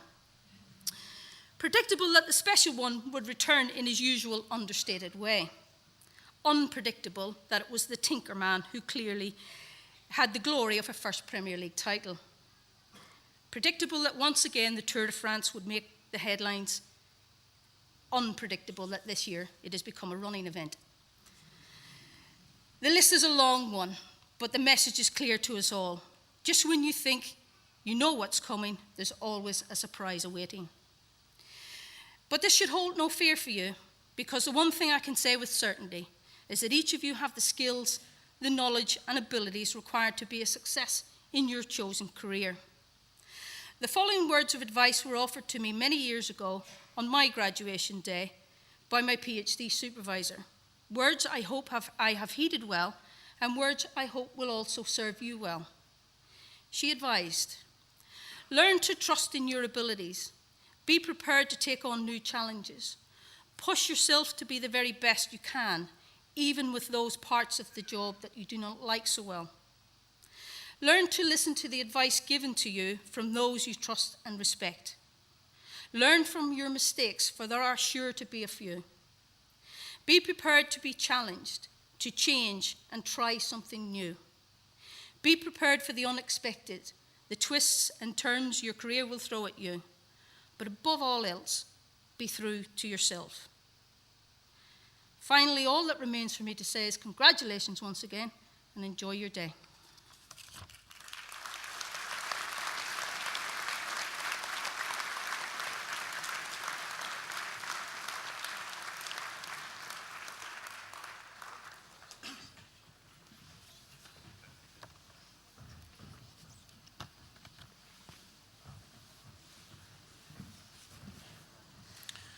Chancellor, on behalf of Academic Board, I present students from the Faculty of Arts and Sciences who are candidates for awards today.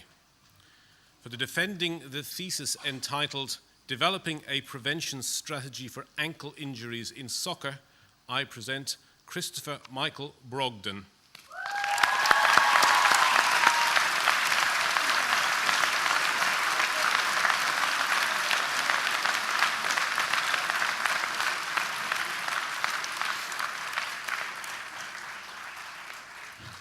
For the degree of Bachelor of Arts with Honours in Physical Education and School Sport, Shan Atherton.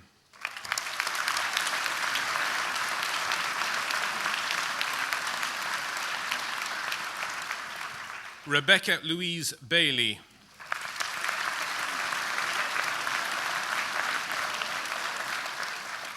Elliot George Joshua Beaver.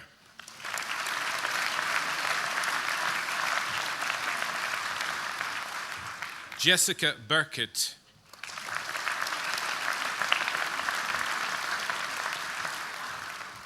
Daniel James Boardman.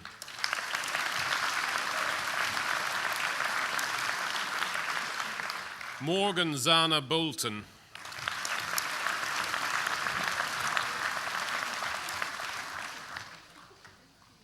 Christopher James Breers.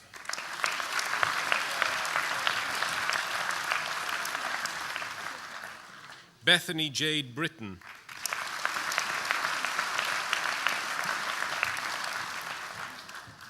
Aidan James Broadbent.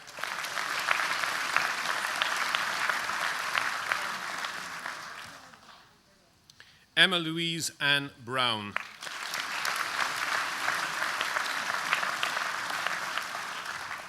Matthew Russell Cann.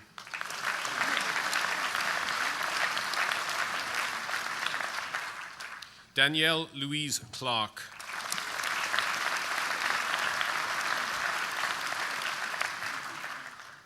Sean Owen Clegg.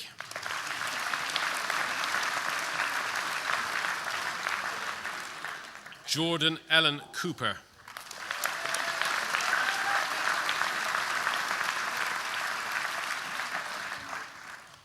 Robert Matthew Council.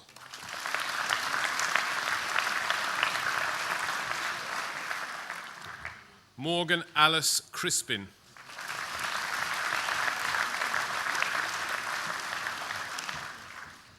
Jane Louisa Dalrymple.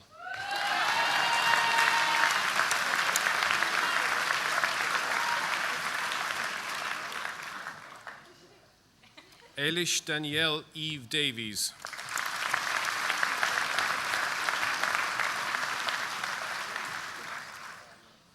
David James Dempsey.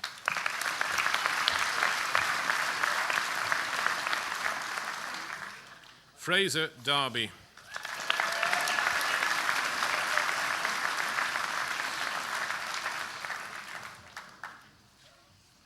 Michael Dixon.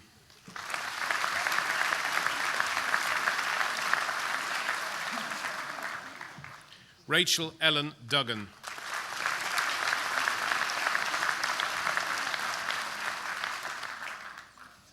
Rebecca Evans.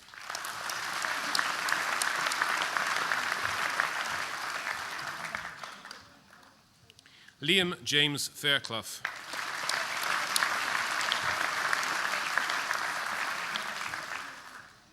Liam Robert Fernley.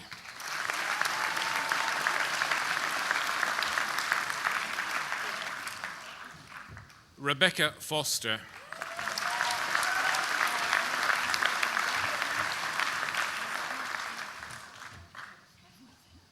Adam Mark Garnett.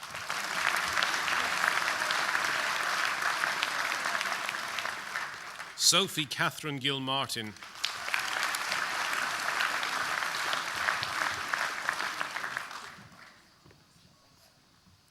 Laura Jane Goodwin.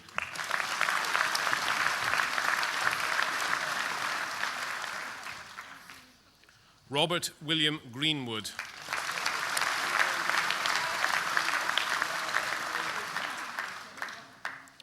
Tom Greer.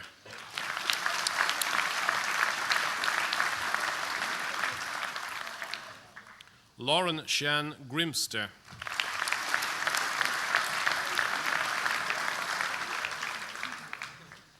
Christopher Scott Hamer.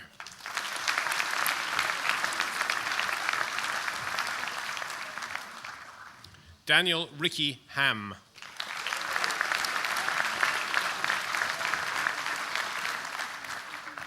Emily Portia Hansen.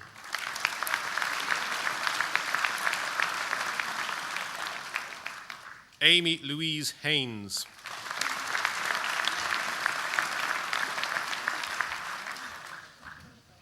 Benjamin Thomas Hewitt.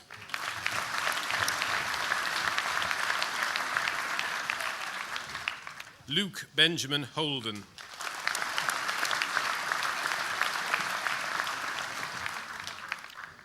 Joe Holding.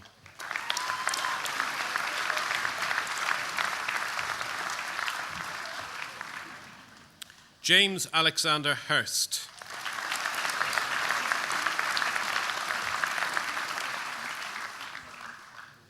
Ryan Lee Hutt.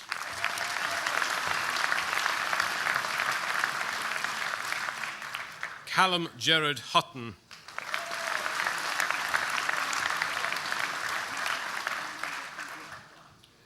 Gemma Louise Jackson.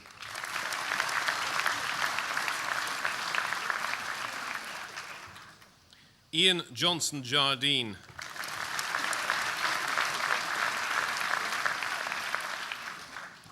April Christie John.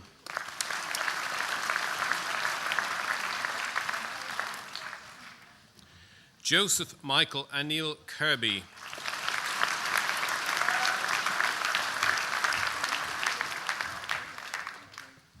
Lauren Jane Kitchen.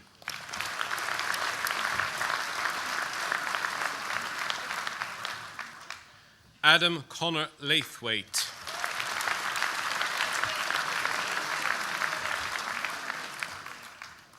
Kirsty Ann Latus.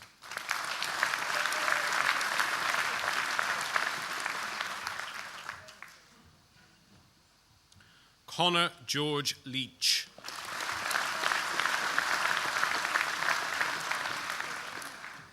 Dania Bronte Tinette Lewis.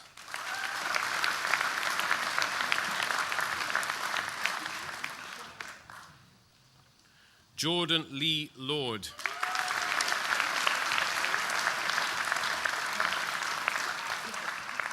Kieran Lloyd Machin.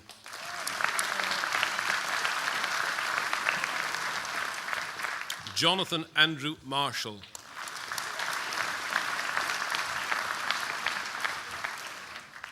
Matthew Michael McCabe.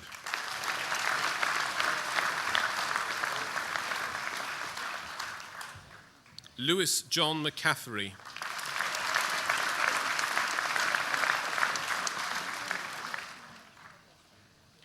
Adam James McCullough.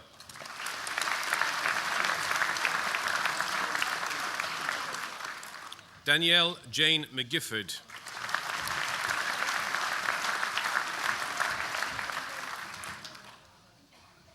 Jay Melling.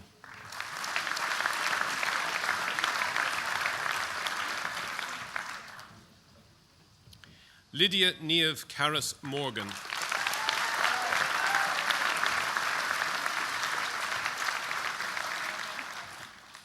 Jack William Mountain.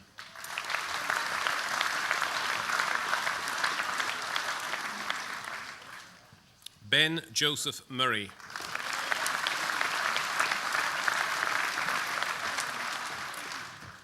April Louise Oldfield.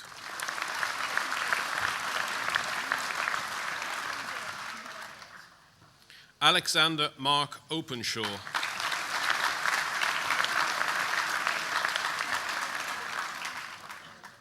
Timothy Stephen Pacey.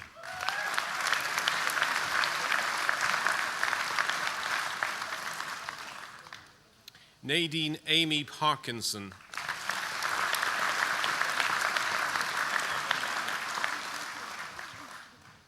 Terry James Pilling.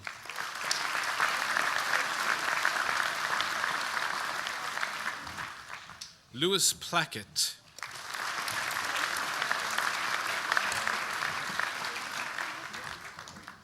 Rebecca Arwen Povey.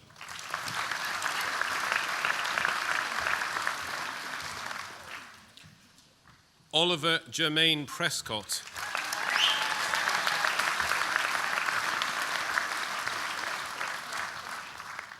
Rachel Louise Radcliffe.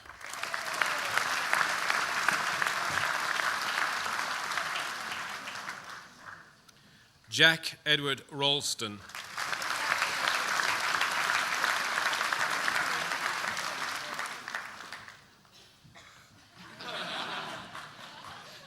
Rebecca Margaret Reeder.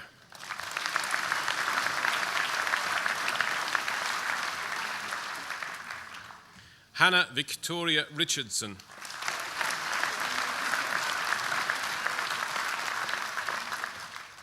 Ashley Jane Roberts.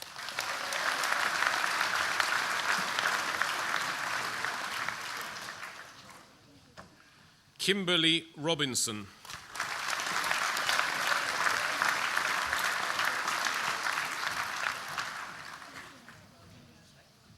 Gemma Louise Ruffley.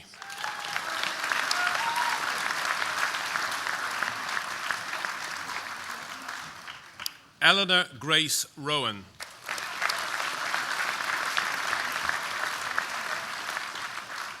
Adam Scrivens.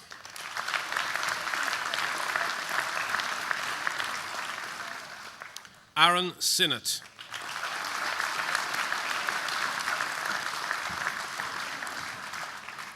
Eleanor Diana Smethurst.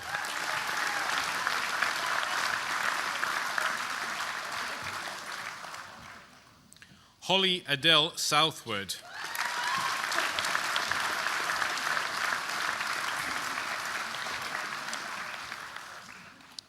Kira Sterling.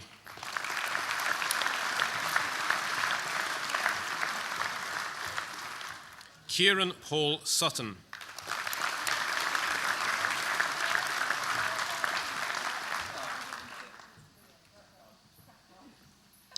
Rebecca Taylor.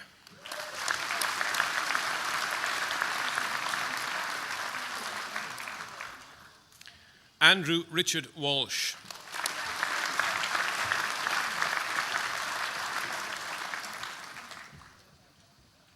Kate Elizabeth Warren.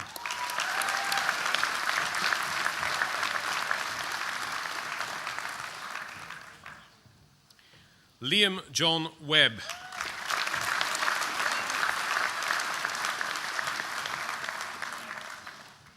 Jordan Robert Stefan Winrow.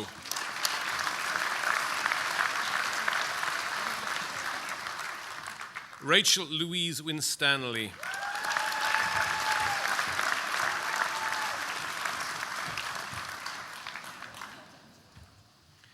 Lisa Catherine Withy.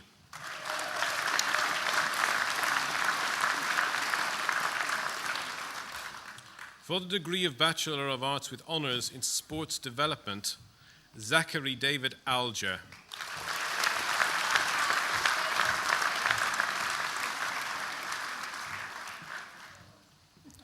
Matthew Douglas Edward Bailey.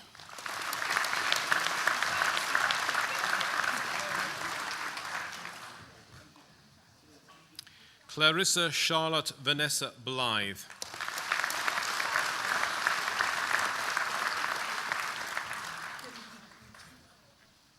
Chancellor, the following candidate has been awarded a Chancellor's Scholarship this year: Michael Andrew Cartmel.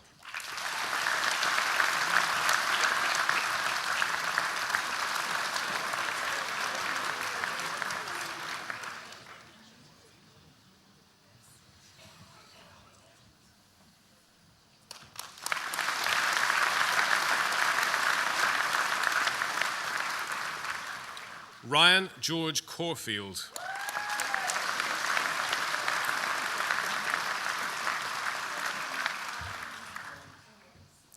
Matthew Peter Davies.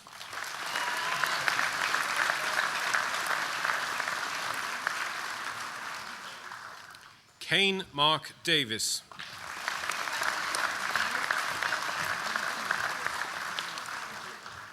Frankie Joe Draycott.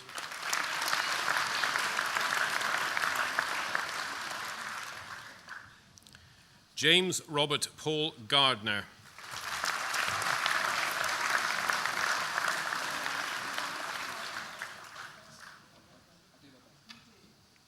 Christopher David Hill.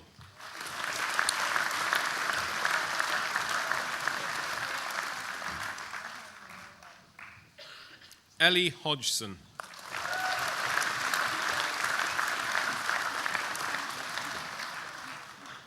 Alexander James Owen.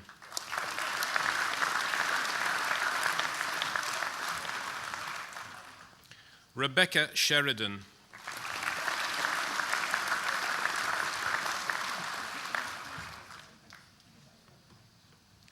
William Joseph Smart.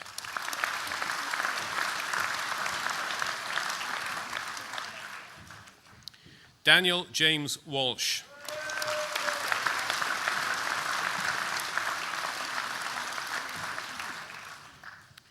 Philip Wilcock.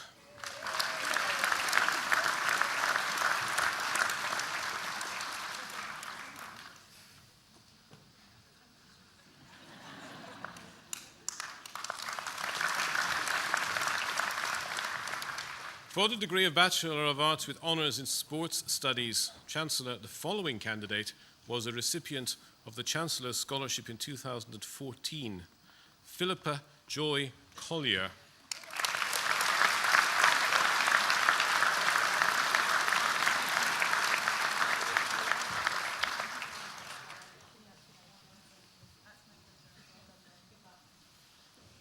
Jessica Cook.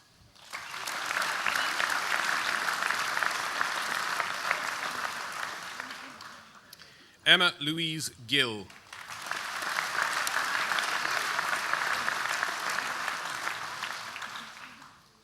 Annie Marie Jones.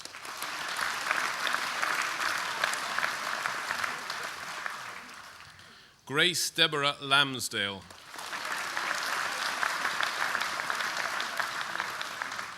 Nicola Dorn Langley.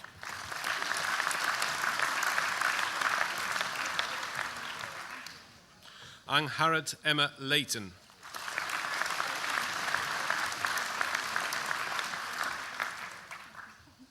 Breege Ann Martin.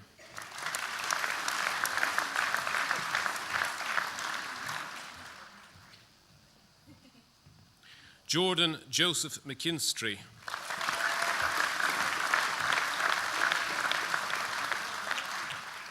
Amy Victoria Philpotts.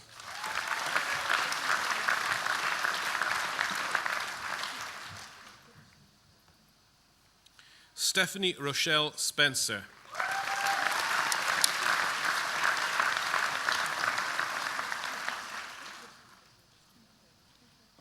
Lydia Emily Walker.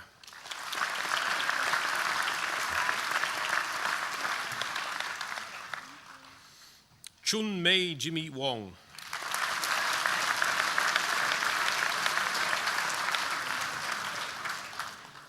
Joshua David Woodhall.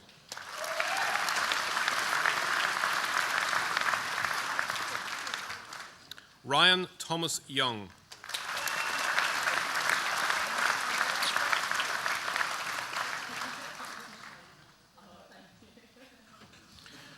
For the degree of Bachelor of Science with Honours in Coach Education, Lee Howard Arrowsmith.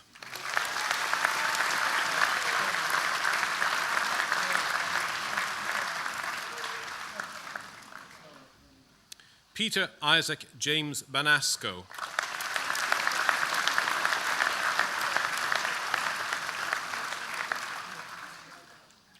Lauren Buchanan Lloyd.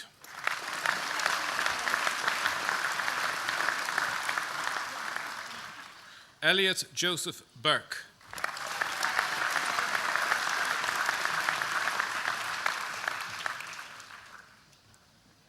Stephen Michael Howard Butt.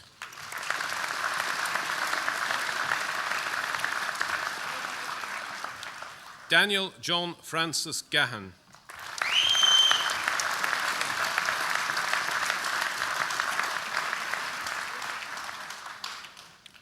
Thomas Francis Greenhill.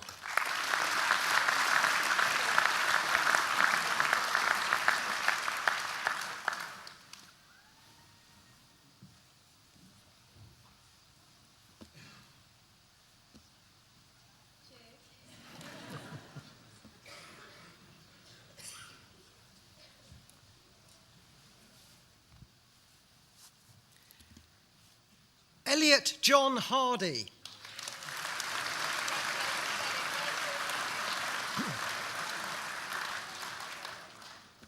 Anthony Stephen Daniel Keenan.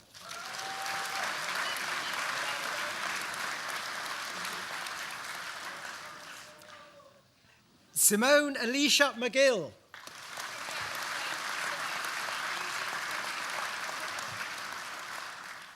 Oliver Morris.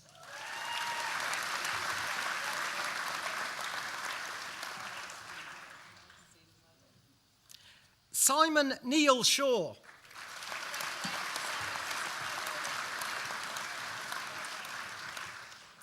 James Louis Sim.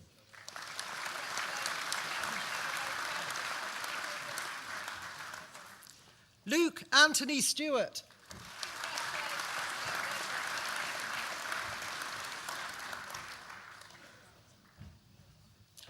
Joel Andrew Thomas.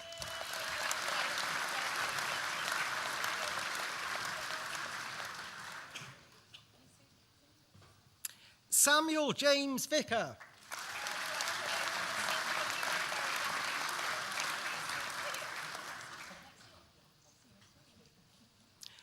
Joe Edward Paul Walton.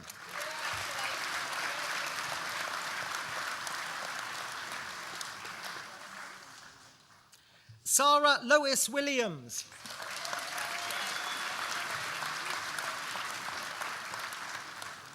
Christopher Winston.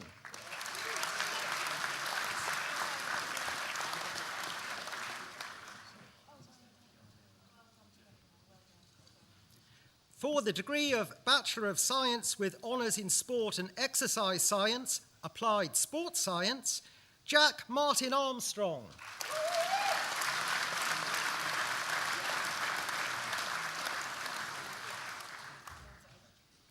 Christopher John Ashbrook.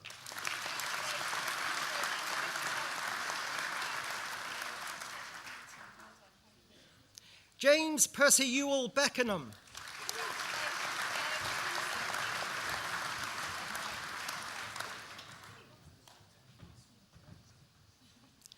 Abe Bowie.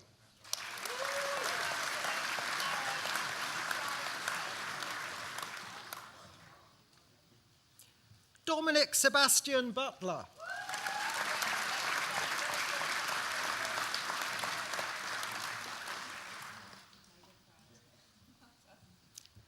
Lydia Sanderson Chadwick.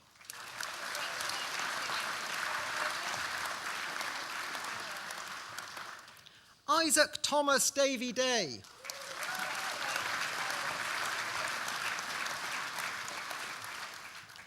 Lloyd James Dean.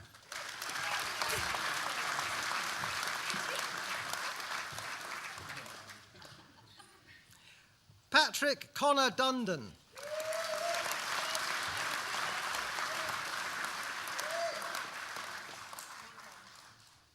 James Michael Edgar.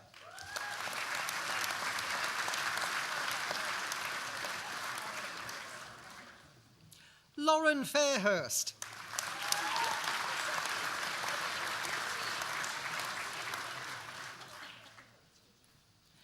Thomas Andrew Flanagan.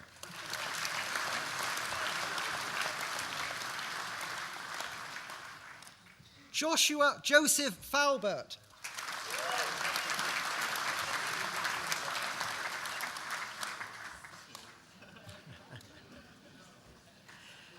Emily Hannah Gowan.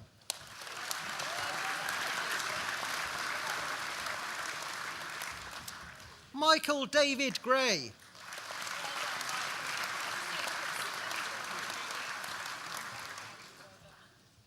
Rebecca Elizabeth Guy.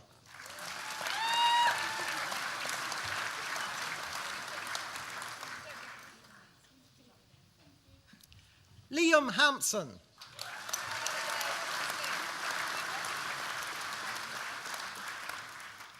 Christopher Paul Hampton.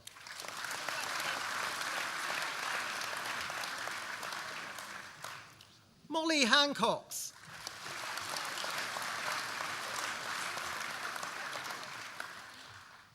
Rachel Catherine Higgins.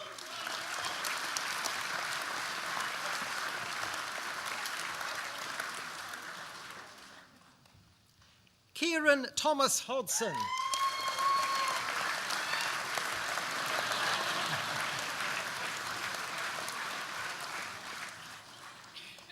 Emma Jane Howard.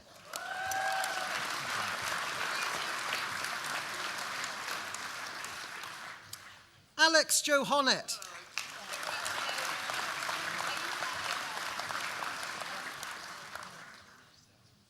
Zelkarnain bin Kairudin.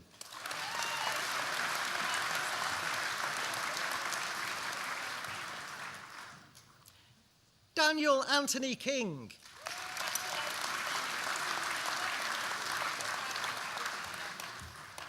Daniel Joe Allen Morton.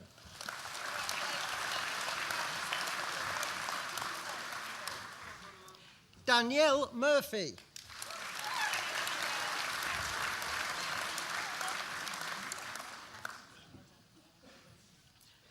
Connor Naden.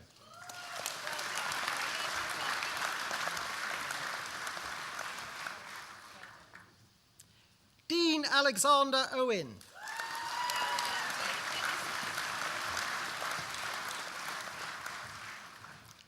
Paul Michael Philpott.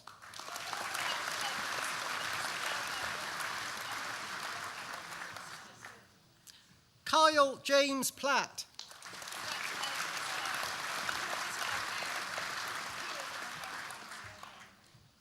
Mark Devin Rees.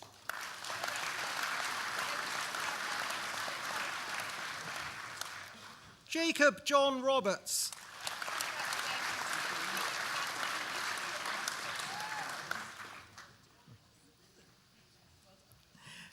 Thomas David Ruffley.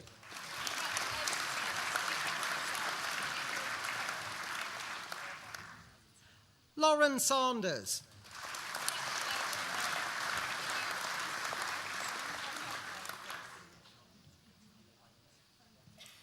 Darius Bryce Sangari.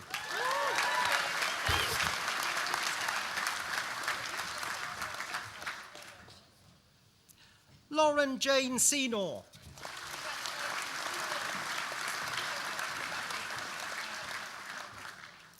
Andrew Sheridan.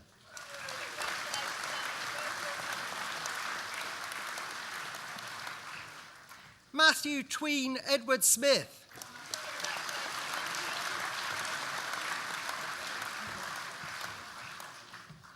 William Russell Spink.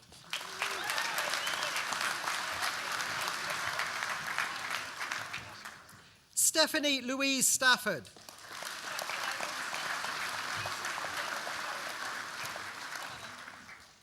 Abby Leah Stiles.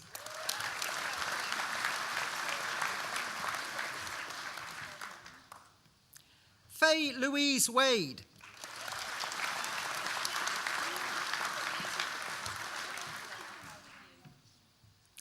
For the degree of Bachelor of Science with honours in Sport and Exercise Science, Exercise and Health, Louise Elizabeth Banks.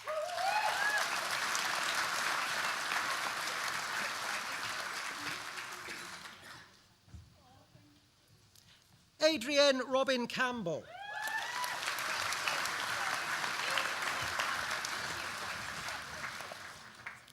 Danielle Nicole Chippett.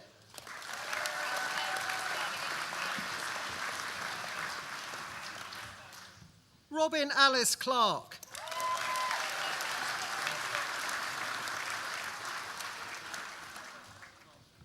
Ashley Lauren Cobb.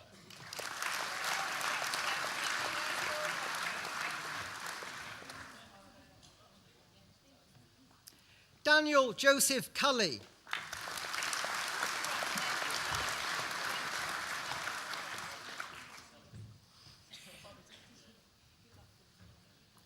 Karen Rachel Eastham.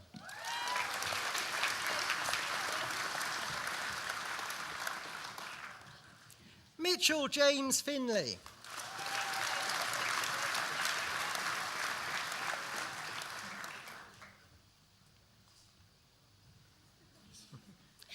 Rachel Green.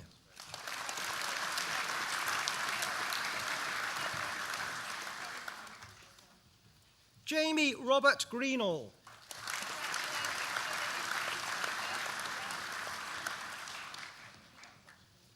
Jack Albert James Griffiths.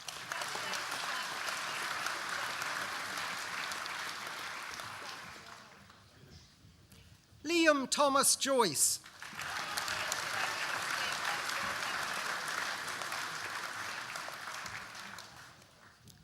Thomas Lee Lampkin.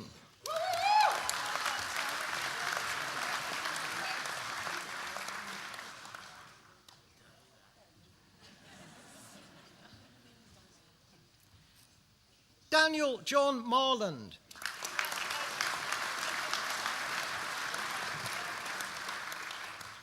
Jade Kaylee Morgan.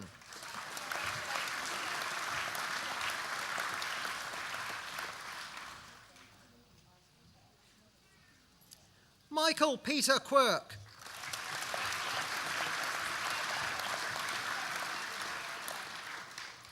Matthew Weeks.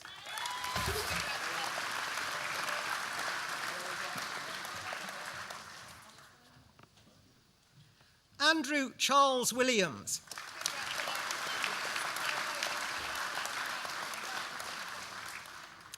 For the degree of Bachelor of Science with honours in Sports Health Studies, Jamie Stephen Francis.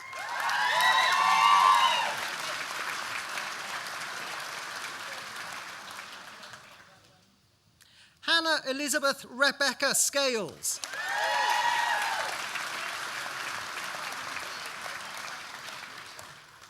For the degree of Bachelor of Science with honours in Sports Therapy, Natasha Louise Barnes.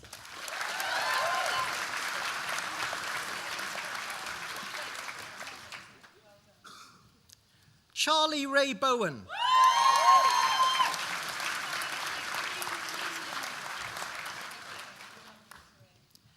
Rachel Anna Critch.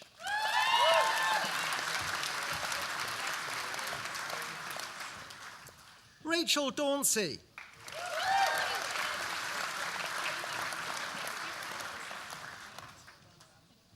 Helen Jane Davis.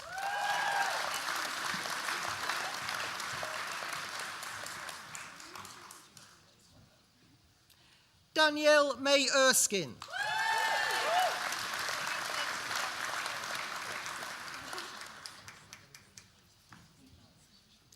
Daniel Farkas.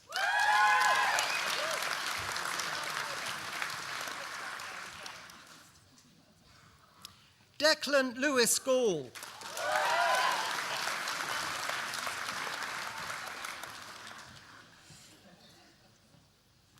Joshua David Hall.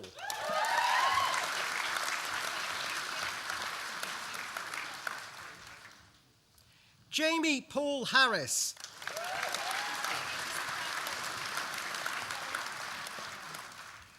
Maggie Himes.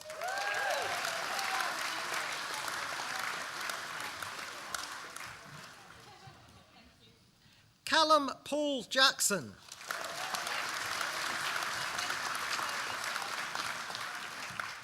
Emily Victoria Jeffs.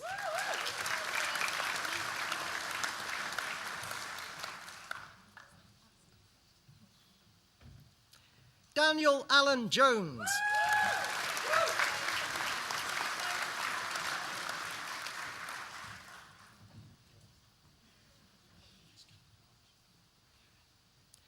Kirsty Louise Judson.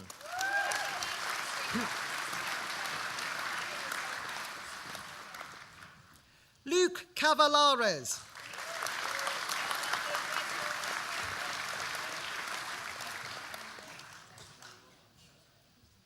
James George Knott.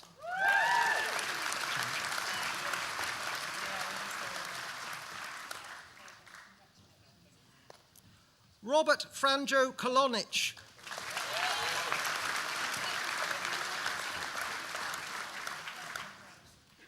Elisabetta Elena Kothai.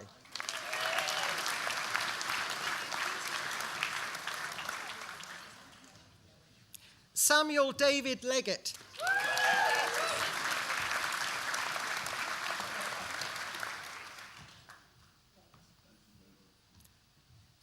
Keith Anthony McElhenney.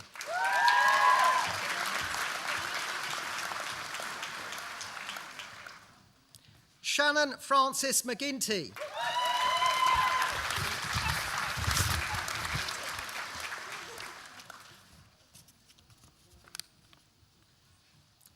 Michael John Allen Mitchell.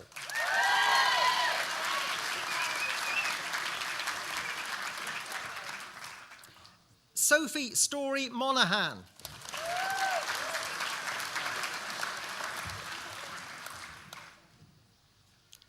Megan Alicia Pearson.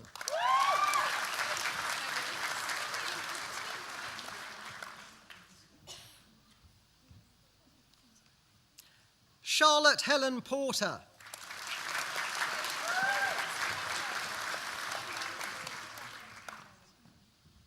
Jessica Louise Pritchard.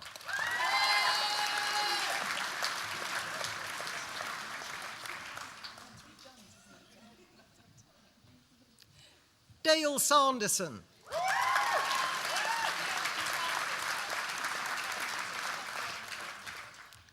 Thomas Patrick Slack.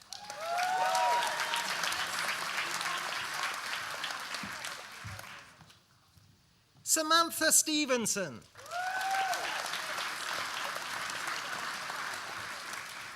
Star Nikita Suggett.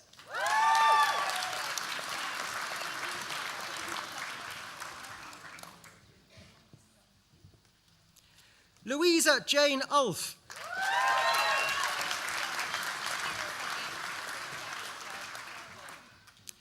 Christina Wade.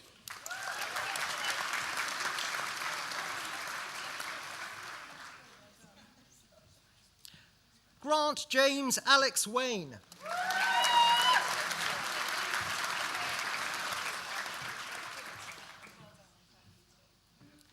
Tatiana Christine Wan.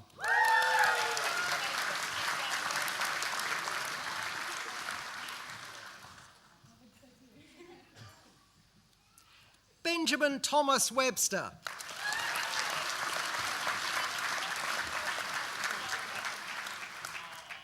Amy Victoria Wells.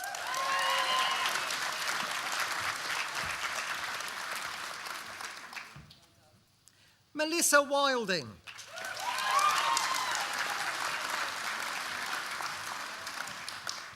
Holly Olivia Wilkinson.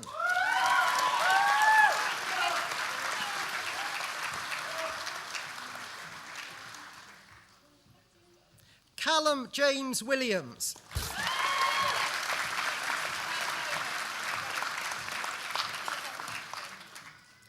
For the degree of Master of Science in Football Rehabilitation, Alistair David Cunningham.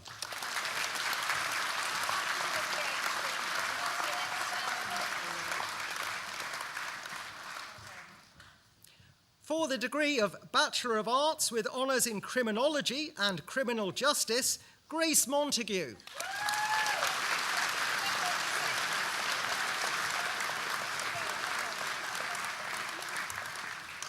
Chancellor, that concludes the presentation of students from the Faculty of Arts and Sciences.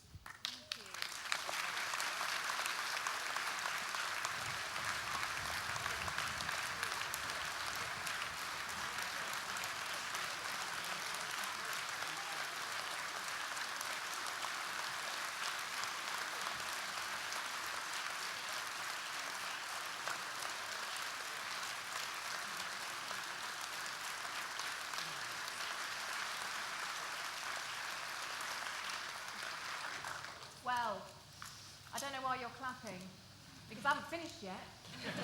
I've just had to shake a lot of very sweaty, sticky, shaky hands, which is a joy and a privilege, I have to say, as your Chancellor. But this is the moment, this is when I confer the awards, the degrees, on all these amazing people behind me. Would you like me to say the words? Would you like me to confer their degrees on them? Yes, please, said someone really desperately. Yes. Okay, would you like your degrees? Did someone say no? Are you sure you want them? Alrighty, okay. Okay, well, laughing over, this is the serious bit. I want you to focus. This is a moment that you've all worked incredibly hard for, and you've got here. And this is the time you get your degree.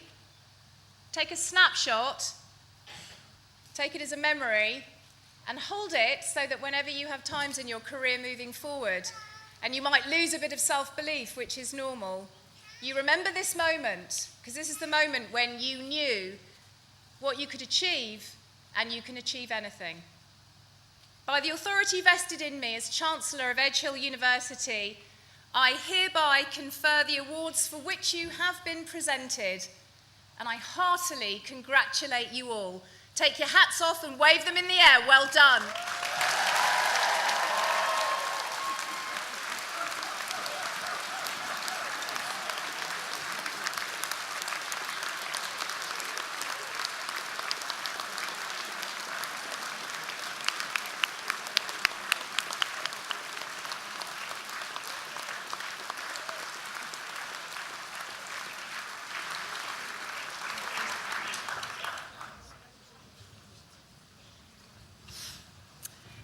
Well, good afternoon, ladies and gentlemen. My name is Tanya Byron. I am very, very proud Chancellor of Edge Hill University. I'm a consultant clinical psychologist in child and mental health, and I am also a professor in the public understanding of science, but this is the favourite bit of what I do. Being Chancellor of this amazing university, and this is the favourite day for me of everything I do with the university, because I get to share the day with you, most importantly with you, and it is a day of absolute joy and achievement. Now, I'm going to say a few words as we launch you forward from your degrees into the next steps in your life. And the transition is exciting and tricky, so I'm going to talk you through that a little bit. But just before I do, some of you might be wondering what on earth a Chancellor is, so I'm going to tell you. The best way to think about me at this moment is in this room, I am the most important person. I actually am. Here we have, look at this, amazing, all these people, amazing staff, deans of faculty, really heads of department. We have the most amazing staff here. I have the most amazing colleagues. On the front here are the people who run the place. They are, if you like, the front bench, which is a lot more stable here than other front benches. We're probably bored of talking about that.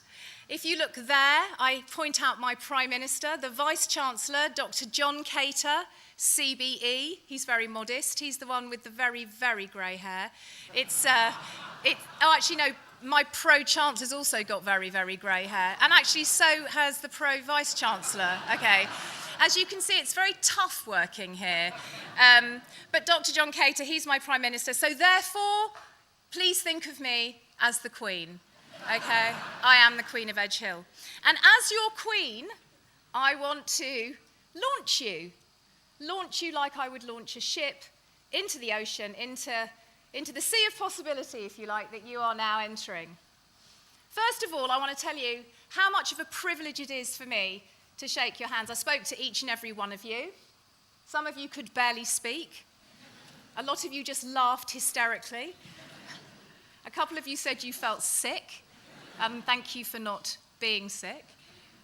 But all of you had a real mix of emotion. And the emotion was fear, I think shock, but also, I think, pride.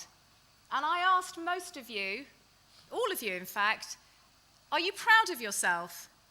And you said yes.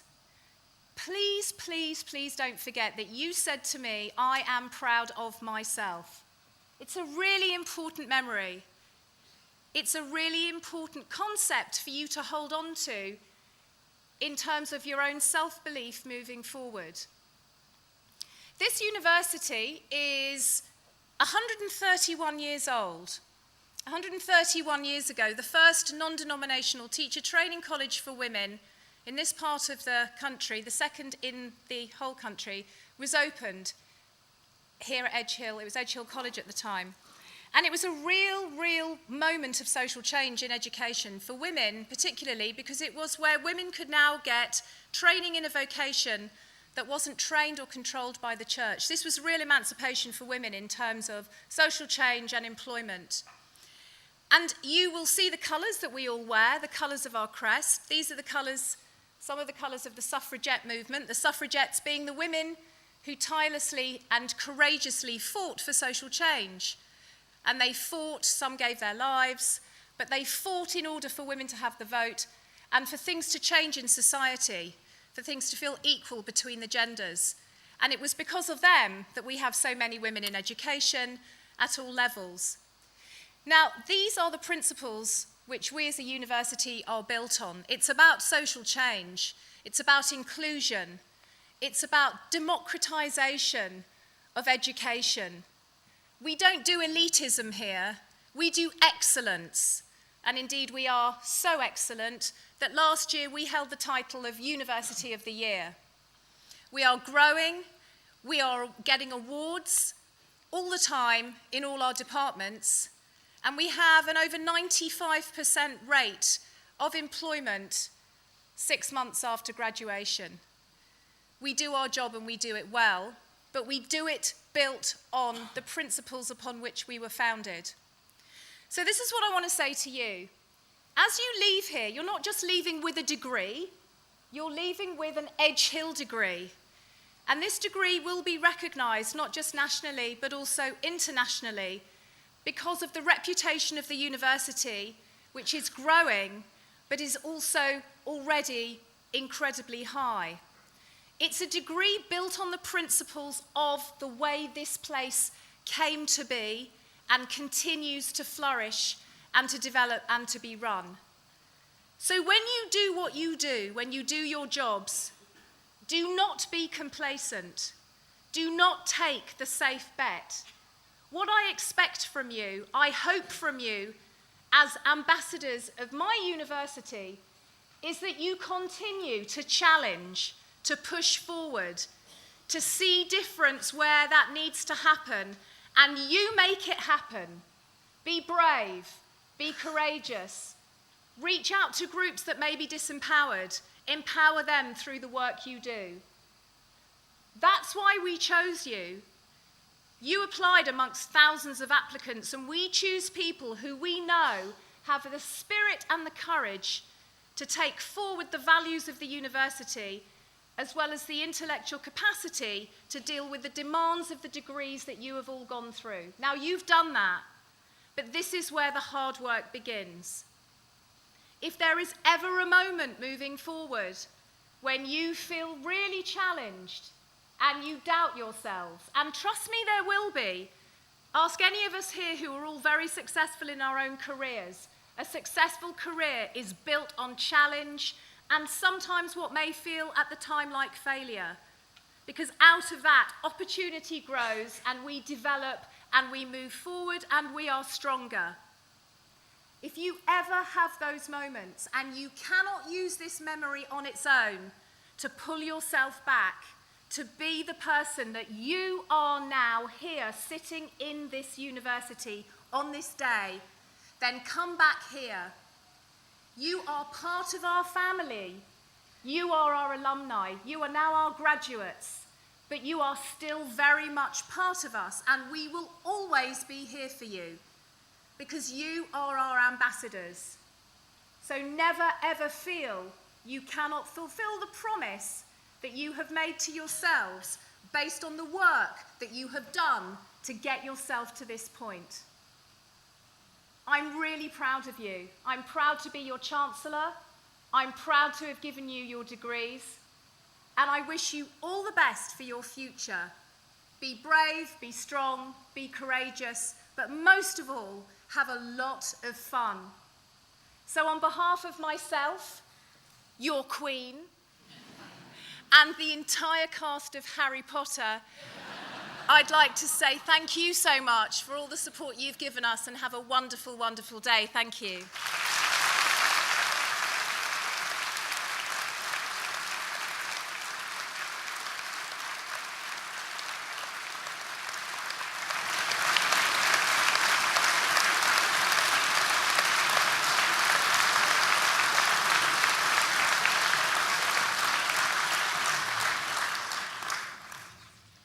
Ladies and gentlemen, with a song for our graduating class of 2016, will you please welcome Miss Lucy McHale?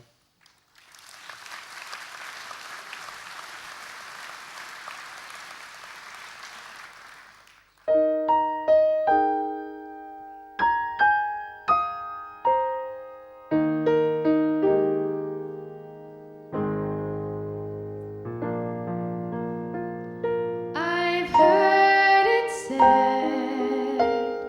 that people come into our lives for a reason, bringing something we must learn, and we are led to those who help us most to grow if we let them, and we help them in return. Well, I don't know if I believe that's true, but I know I'm who I am today because I knew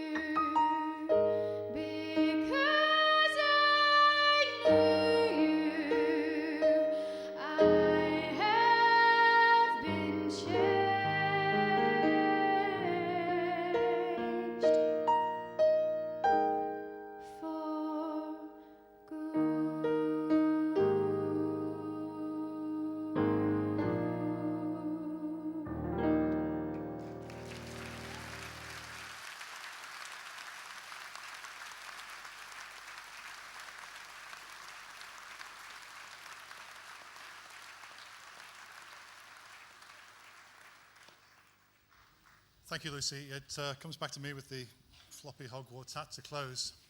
There isn't a good way of wearing these things, but it does cover the grey hair. Before we do close, I've been asked to remind you, and apologies in advance if what follows sounds like something you may have heard on EasyJet or another budget airline, but refreshments will be available from the hub. Please feel free to take photographs all around our beautiful campus. And should you feel so inclined, maybe on Boxing Day or Christmas Day, you can watch this all again via the university website. So that's refreshments, photographs, website.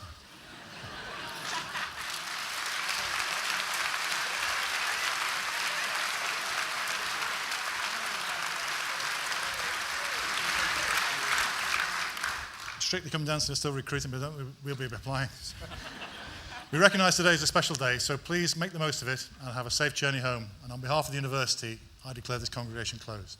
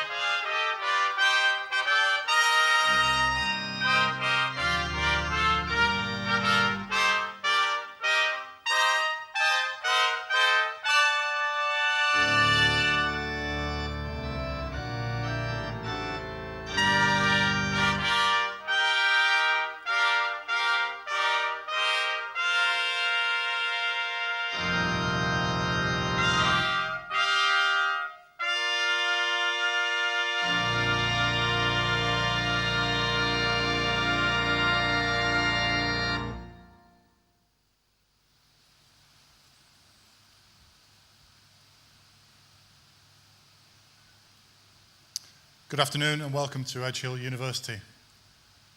I'm Bernard Laverty, I'm the Chair of the Governing Body and Pro-Chancellor, and on behalf of the University it's my pleasure to open this congregation.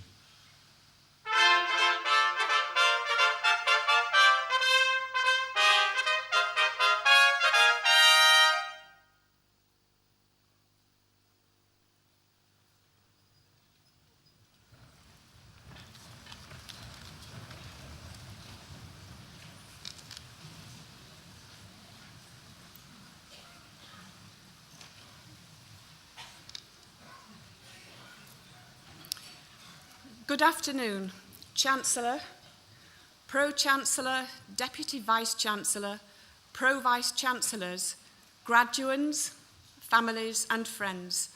My name is Margaret Postance and I am the Strategic Lead for Teaching and Learning in the Faculty of Education, and it is my great pleasure to welcome you to this graduation ceremony today. Here we celebrate the graduation of students studying geography and geology from the Faculty of Arts and Sciences, along with students from the Faculty of Education in the area of further education and training, studying initial teacher training, and the area of professional education, studying early years awards, postgraduate awards focusing on the diverse area of inclusion, and finally the award of a PhD.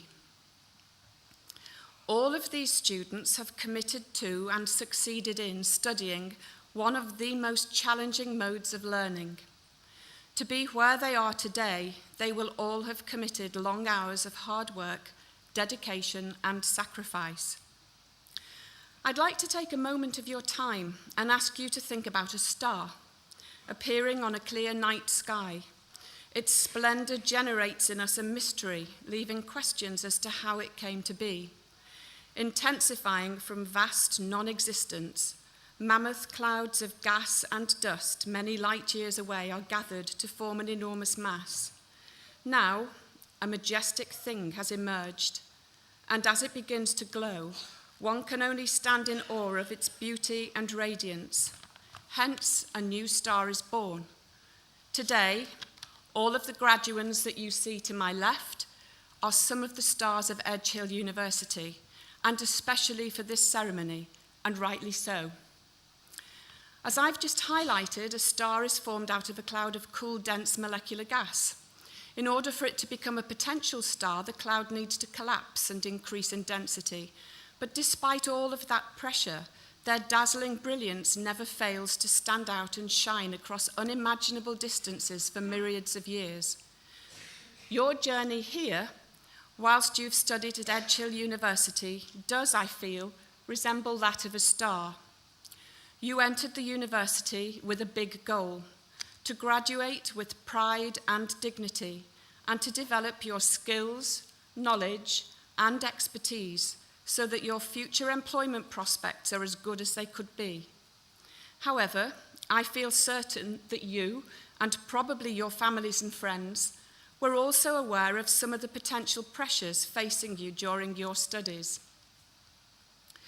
I'm sure that each of your journeys has brought with it many challenges.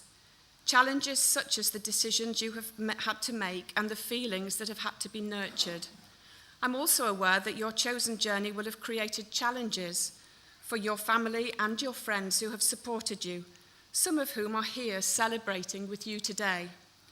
And I feel sure that you would like to take this opportunity to show your gratitude for all of the help and support that you have received from those sharing your celebrations today, and that you will join with me to show your appreciation of them.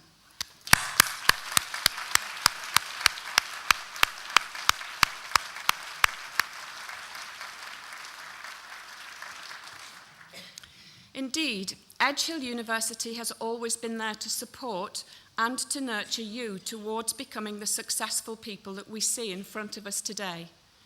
Certainly, the assistance of your friends, family, and tutors has contributed immensely to your success.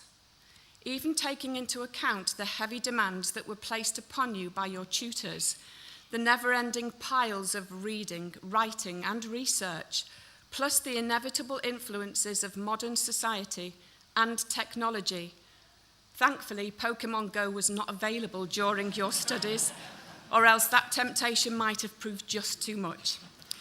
They were all necessary elements for you to overcome in order to reach this very day and attend your graduation. The university, your family, and your friends will be the inspiration and motivation that will help you to continue to dazzle on your journey within the galaxy that is full of boundless possibilities and new horizons. As you step towards your future, having travelled along the Edge Hill University pathway, be proud of where you have studied and of how successful both you and your university are. The Times Higher Education Award of Winner of University of the Year was presented to Edge Hill in 2014-15. We are currently one of the top 4 universities in the Northwest, based on the Sunday Times Good University Guide for 2016.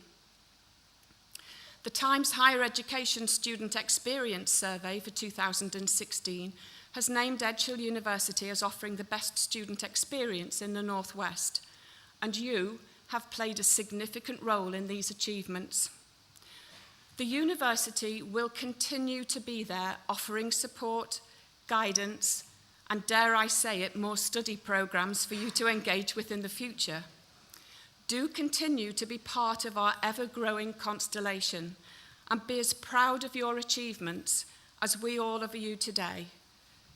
Please join me as we collectively pay tribute to the excellent efforts of our stars.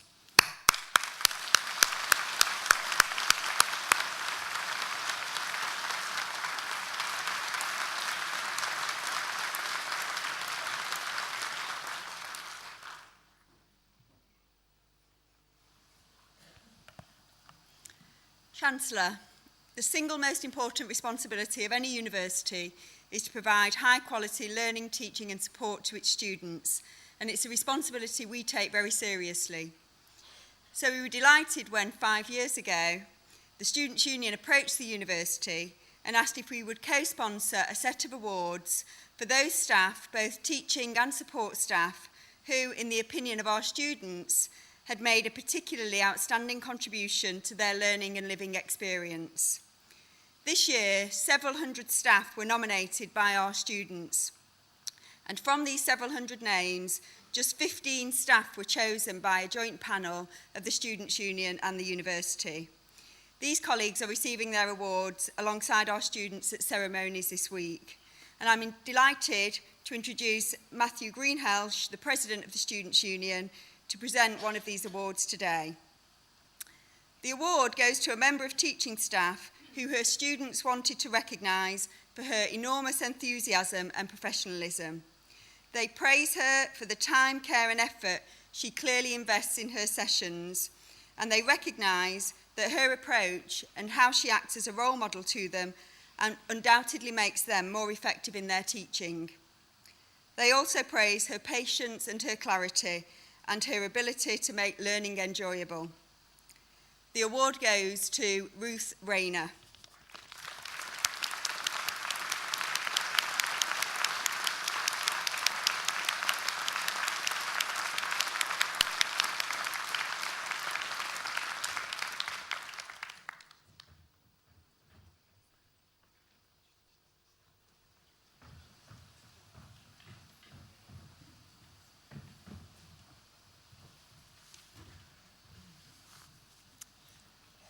Chancellor, on behalf of Academic Board, I present students from the Faculty of Arts and Sciences who are candidates for awards today. For the degree of Bachelor of Arts with honours in Geography, Emma Burgum.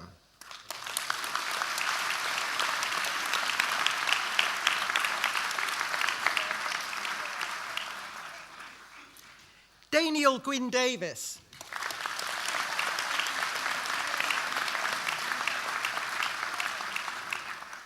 Joe Doolan.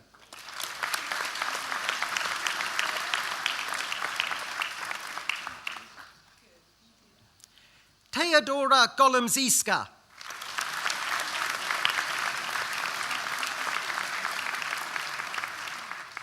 Charlotte Wendy Griffiths.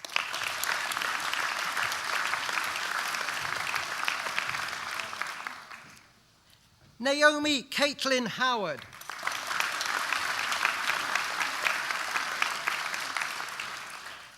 Nathan James Jones.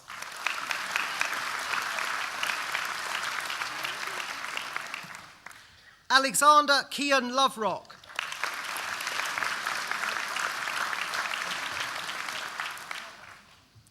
Rebecca Kirsty Metcalf.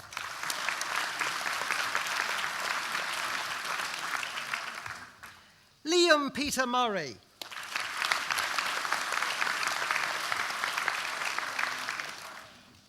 Jonathan Patrick O'Flaherty.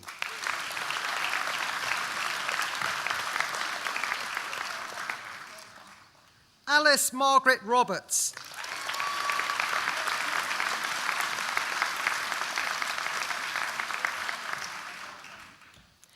Amy Elizabeth Roberts.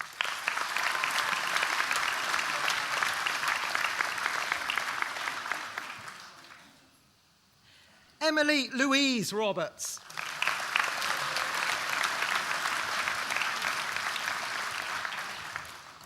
Catherine Emily Rogers.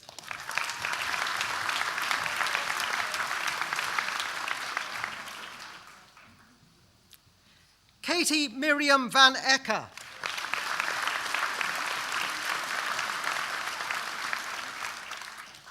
Courtney Elizabeth Wrench.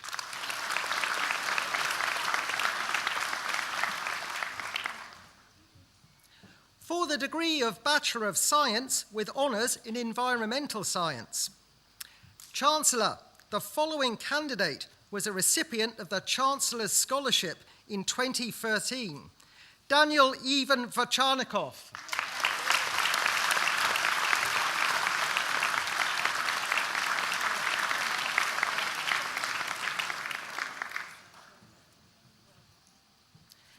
Eleanor Francis Brown.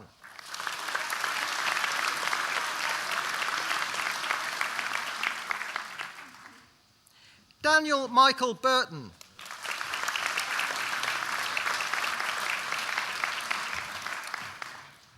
Jack Thomas Clayton.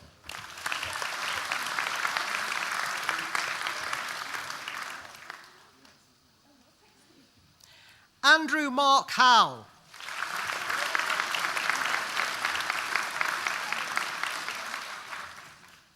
Shauna Marie Kelly.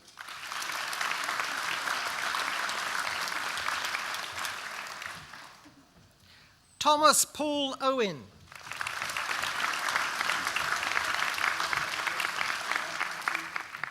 Michael Panagotti.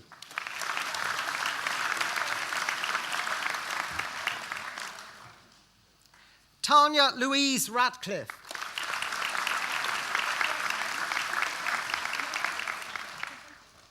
Benjamin David Shedden.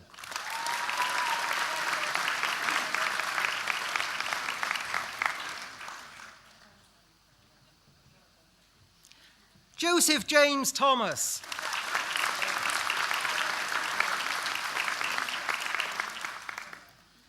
For the degree of Bachelor of Science with honours in Geography, Nicola Louise Dawson.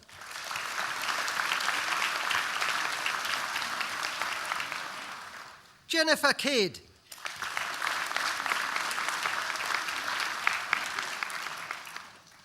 Liam Platts.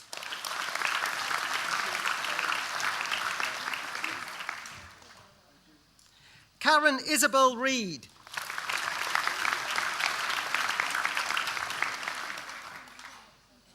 Scott Rosen.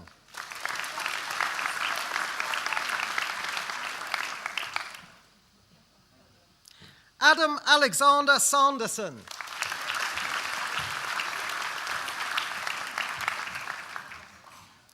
Michael Glynn Spencer.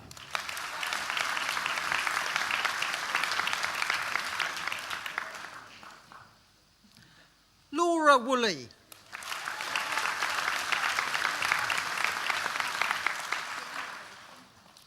For the degree of Bachelor of Science with honours in Geology with Physical Geography, Christopher James Armstrong.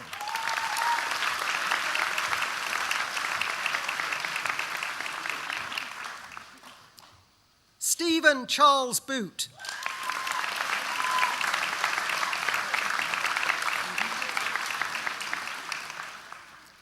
Georgina Alice Brown Carr.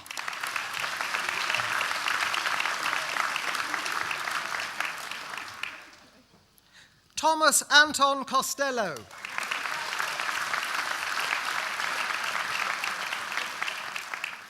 Holly Jane Harker.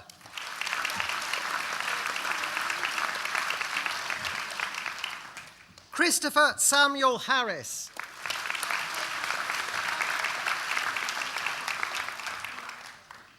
Amber Elizabeth Hatch-Walling.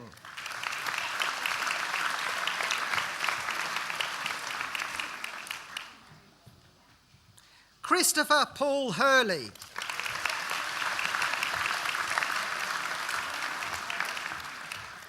Emily Kate Rogers.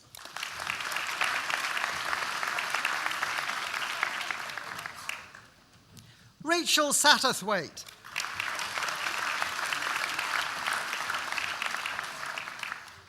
Ryan Michael Shepherd.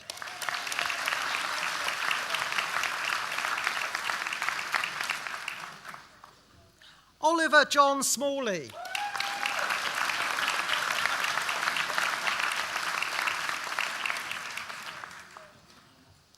Matthew Thomas Smith.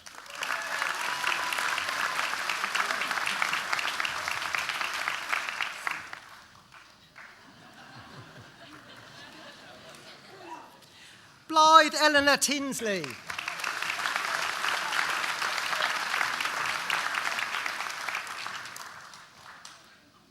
Alexander James Whitworth.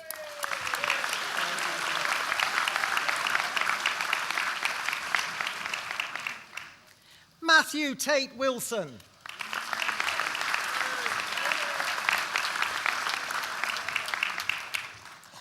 For the degree of Bachelor of Science with honours in Physical Geography, Charlotte Barker.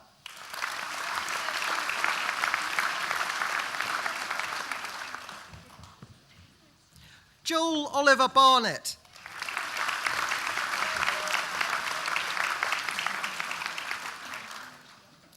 Zoe Baybutt.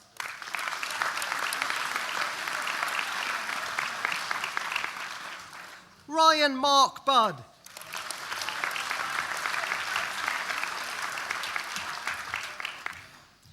James Thomas Burke.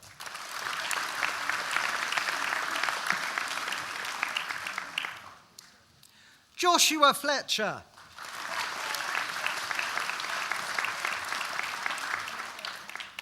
Jamie Alexander Fortune.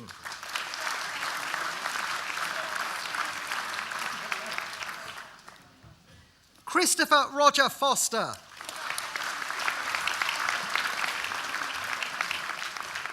Nathaniel Harling.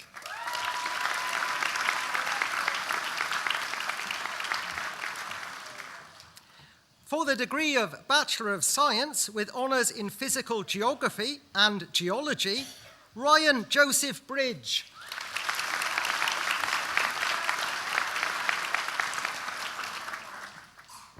Alistair Michael Straker.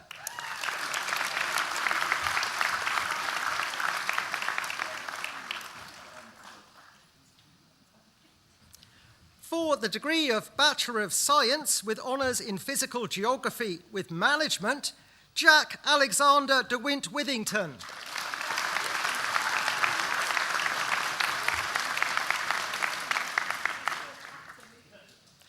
For the degree of Bachelor of Science in Geography, Adam Paul Leslie Ratcliffe.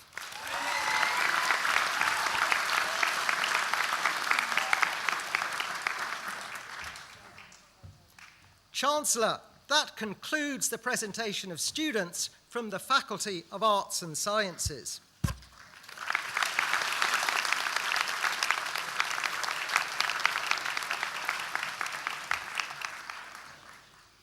Chancellor, on behalf of Academic Board, I present students from the Faculty of Education who are candidates for awards today. Chancellor, for defending the thesis entitled An Exploratory Mixed Method Study of Student Incivility in Higher Education Classrooms, I present Paula Keating.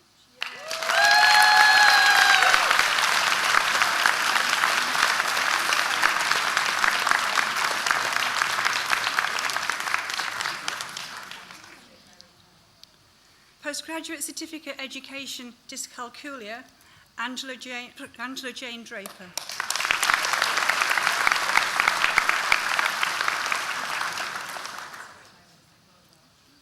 Louise Hollowell.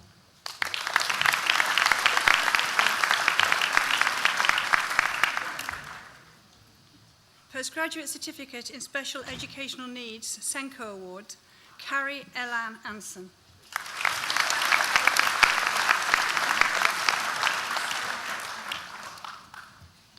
Katie Barber.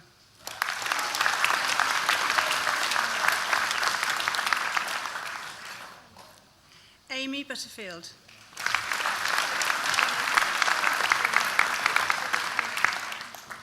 Katie Carter.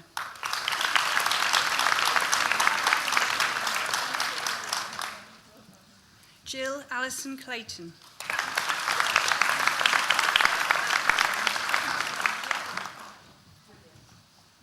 Ashley Ann Holding.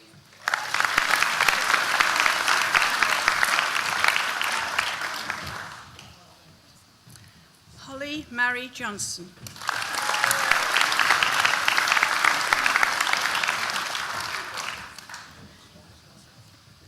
Joanne Lloyd.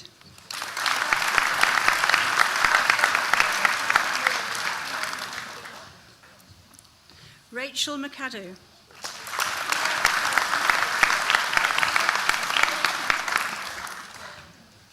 Lindsay Norman.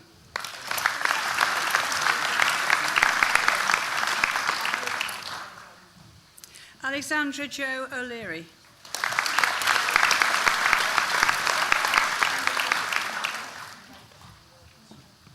Lewis Robert Ray.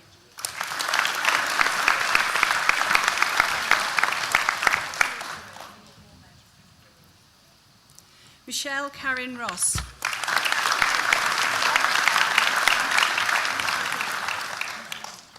Rhoda Walker.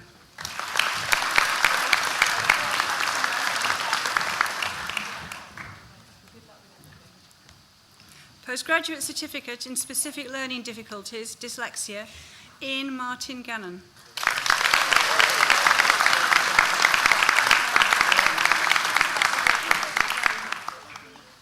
Alexis Moore.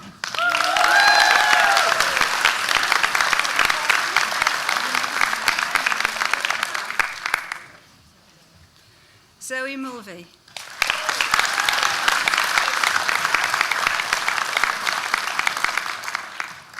Sharon Elizabeth Peroni.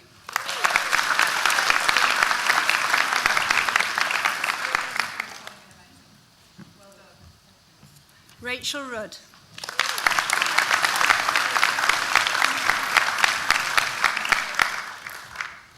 Helen Margaret Unwin.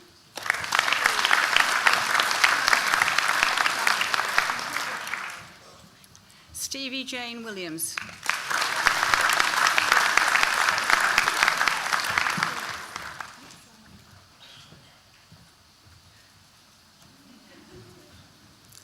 The following candidates are presented for the award of Postgraduate Certificate in Education in the subject specialisms of Further Education and Training.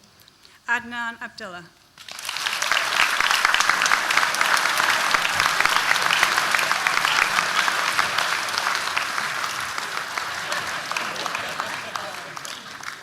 Asiya Ahmed.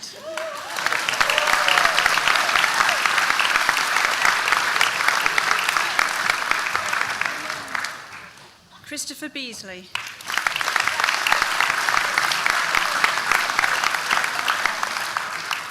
Dawn Elizabeth Beaver.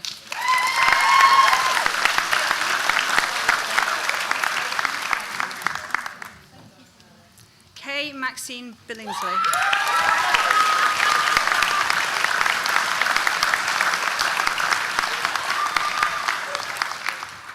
Sam Christian Catewell.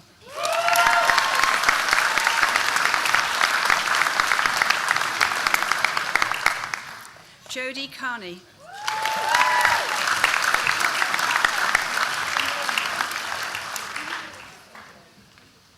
Naomi Cooper.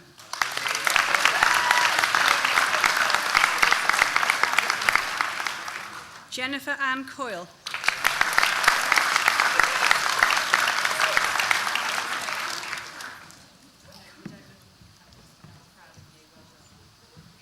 Catherine Ellen Davis.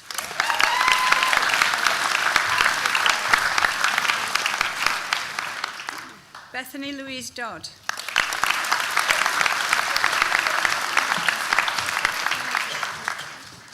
Sarah Louise Donovan.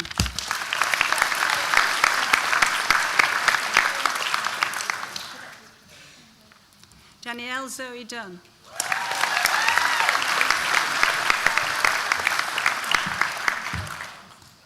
Alexandra Jane Edgar.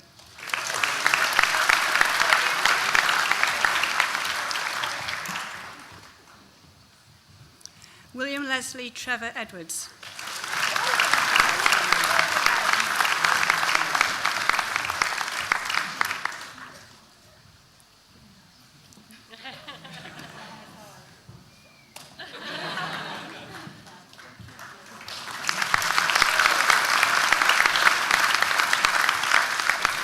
Catherine Michelle Ellis.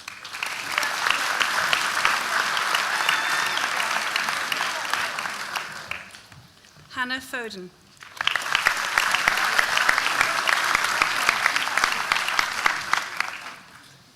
Kerry Ann Foster.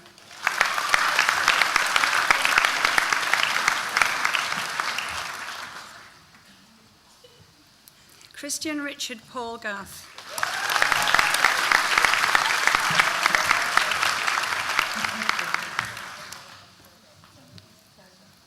Victoria Jennifer Gibbs.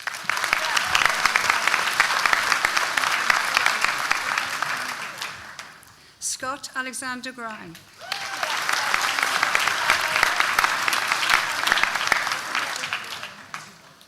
Thomas Robert Houston.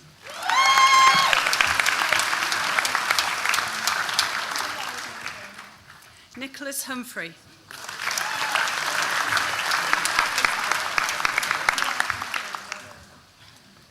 Chelsea Jade Hunter.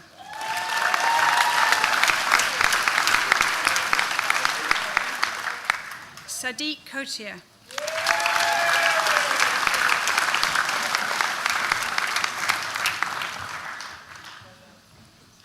Rhiannon Sarah Latham.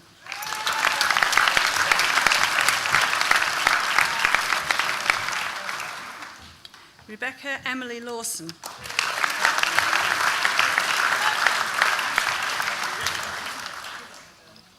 Richard Lepori.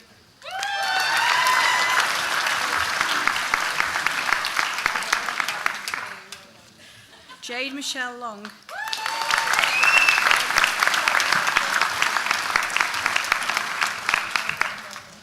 And Tracy Luffman.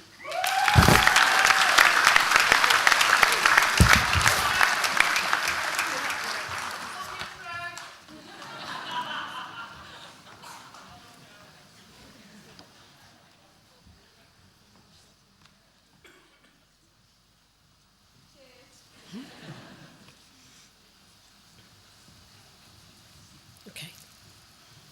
Rishman Fatima Mahmood.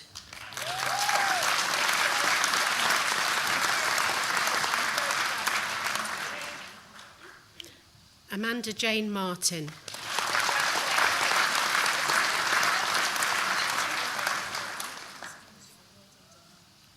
Osma Moyne Mati.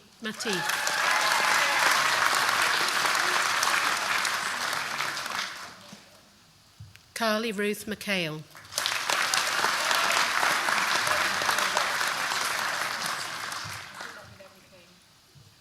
Hayley Lillian McKeever.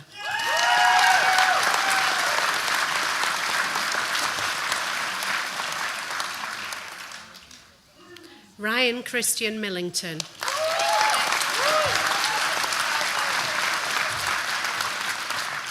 Sarah Elizabeth Moore.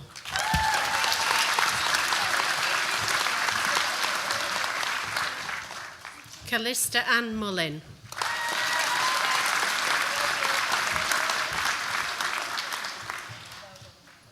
Liam Anthony O'Malley.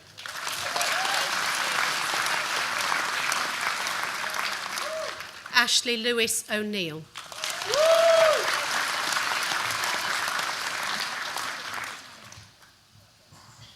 Amber Rose Orr.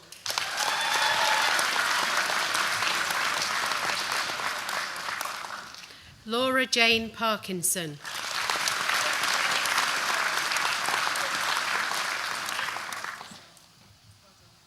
Elizabeth Louise Pennington.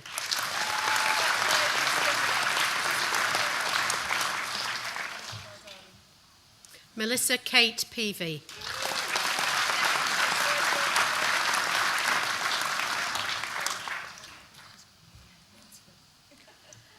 Lucy May Preston.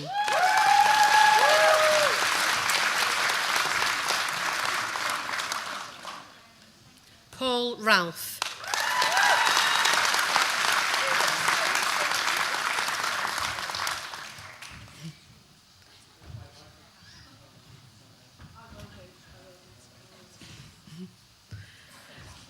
Georgia Lee Ann Roberts.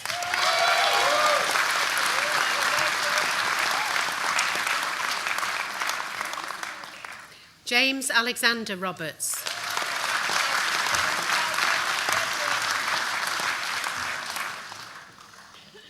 David Ruddin.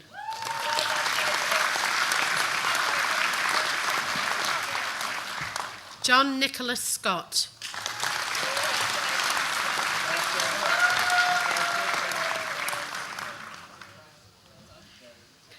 Marine Bartul Shah.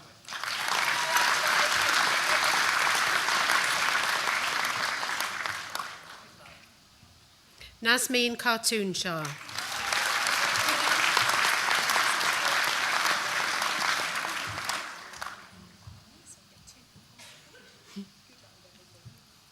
Daniel Stanley Shapcott.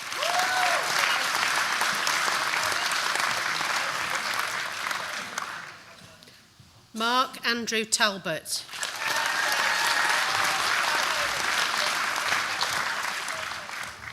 Nadine Tan.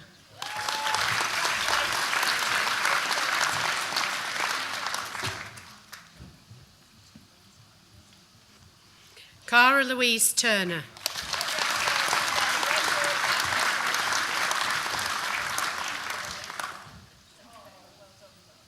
Katie Elizabeth Williams.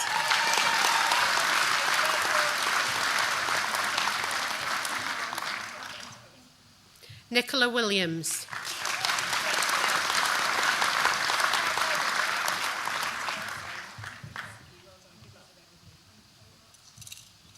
Chelsea Kathleen Wood.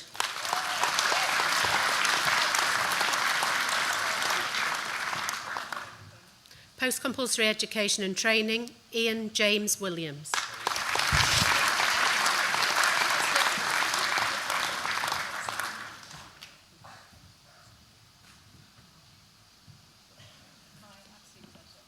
The following candidates are presented for the award of Professional Graduate Certificate in Education in the subject specialism of Further Education and Training. Saeed Masood Ahmed.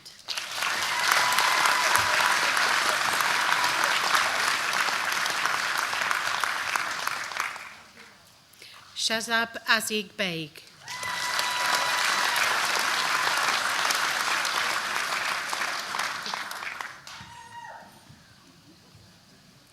Jessica Chandra Craven.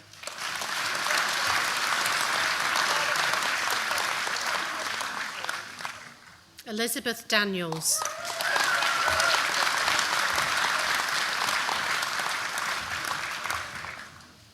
Michael Kieran Duffin.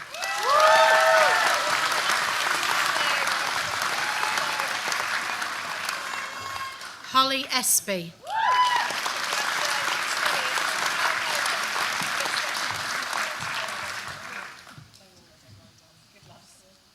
Andrew John Foster.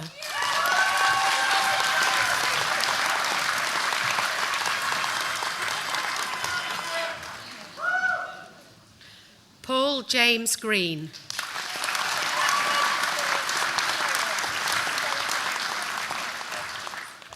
Hannah Lee.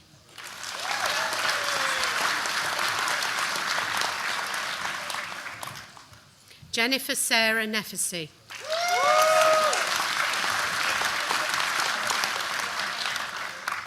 Robert Joe Penketh.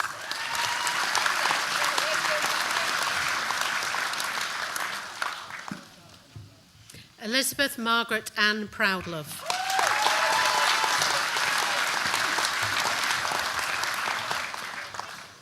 Emma Louise Reid.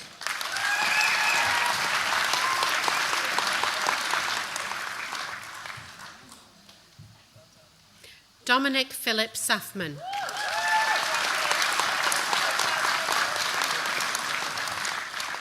Kieran Shafit.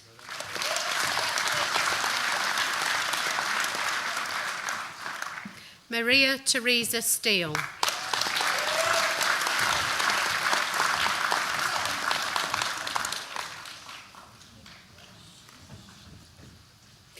Foundation Degree Arts in Early Years Leadership, Rachel Faye Dickinson.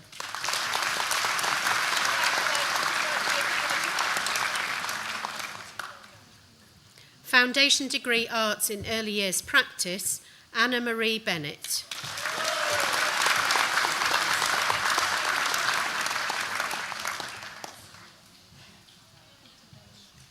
Donna Marie Blaney.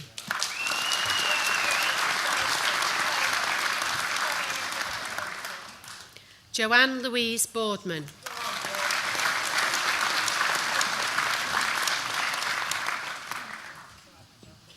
Leslie Byrne.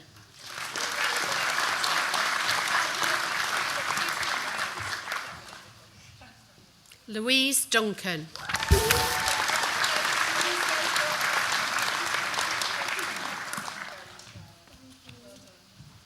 Elaine Carol Gilroy.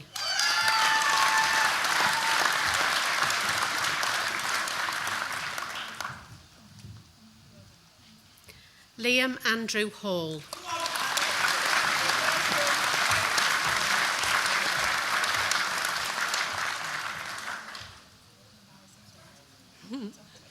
Rebecca Louise Hodgson.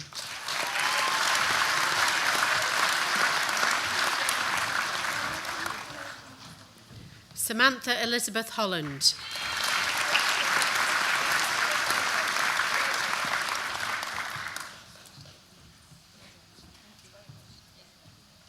Deborah Elaine Jones.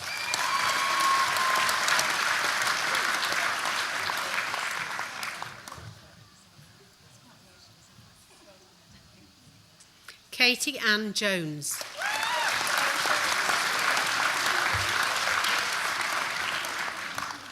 Sarah Elizabeth Lowe.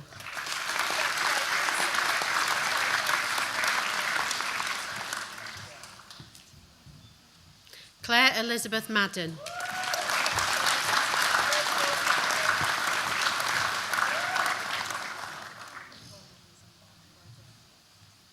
Donna Michelle McMahon.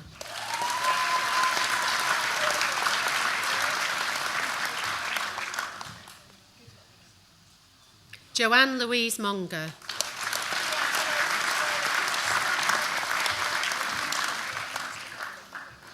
Philippa Louise O'Hara.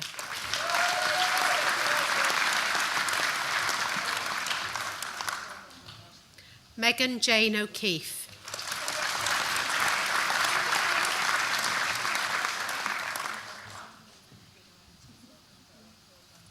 Abigail Joy Parley.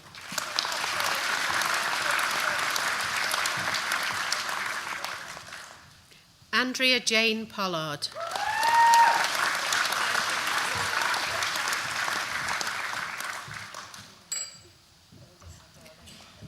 Laura Elizabeth Redhead.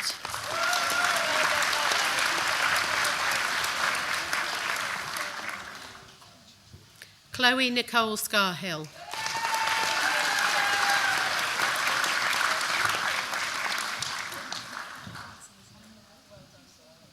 Sarah Dawn Williams.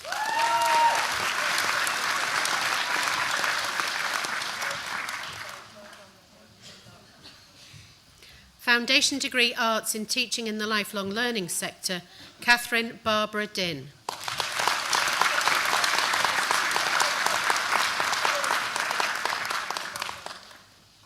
University Higher Diploma in Further Education and Training, Mark Peter Atkinson.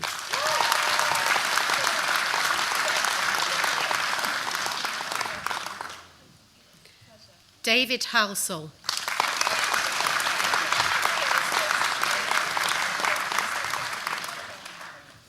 Nicola Moss Askew.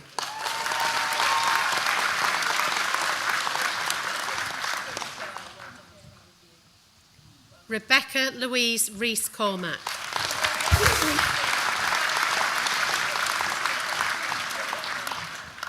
Chancellor, the following candidates studied for their award at Holy Cross College.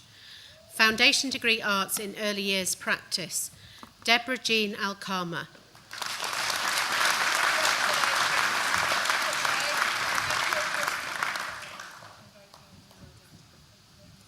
Memuna Amjad.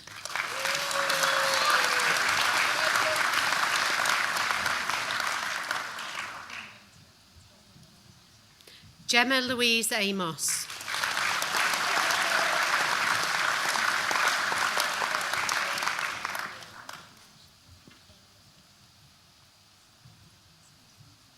Laurie Ashton.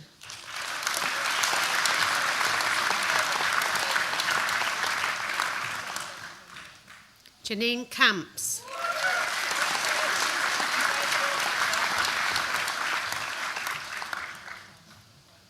Anne-Marie Carr.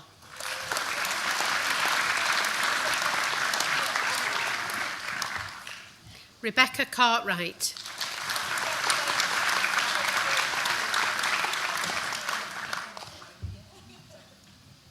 Suzanne Jane Cunningham.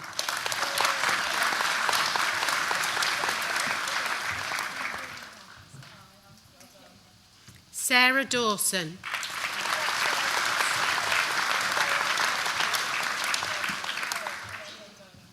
Samantha Jane Evans.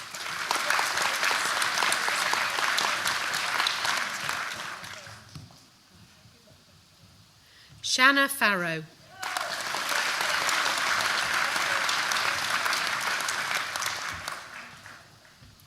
Andrea Louise Fletcher.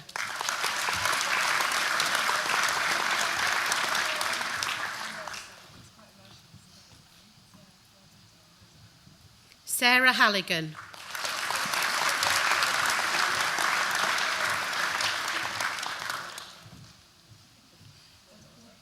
Nicola Halliwell.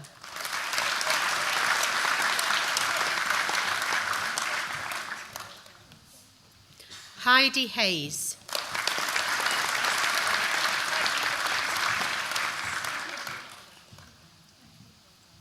Rebecca Mary Irvine.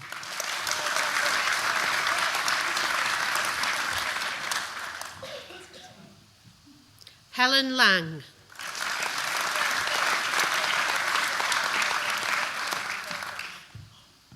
Jade Magson.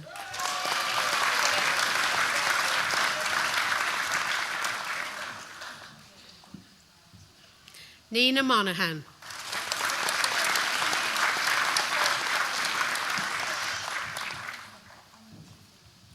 Kim Sharples.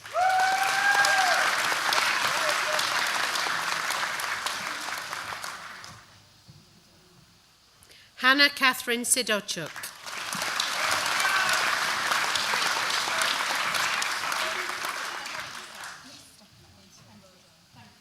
Judith Simpson.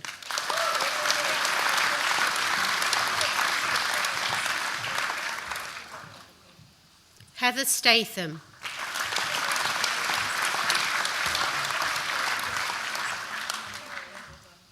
Jennifer Sufak.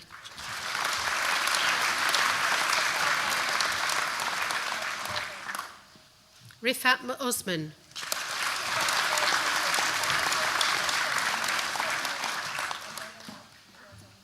Rianne Warren.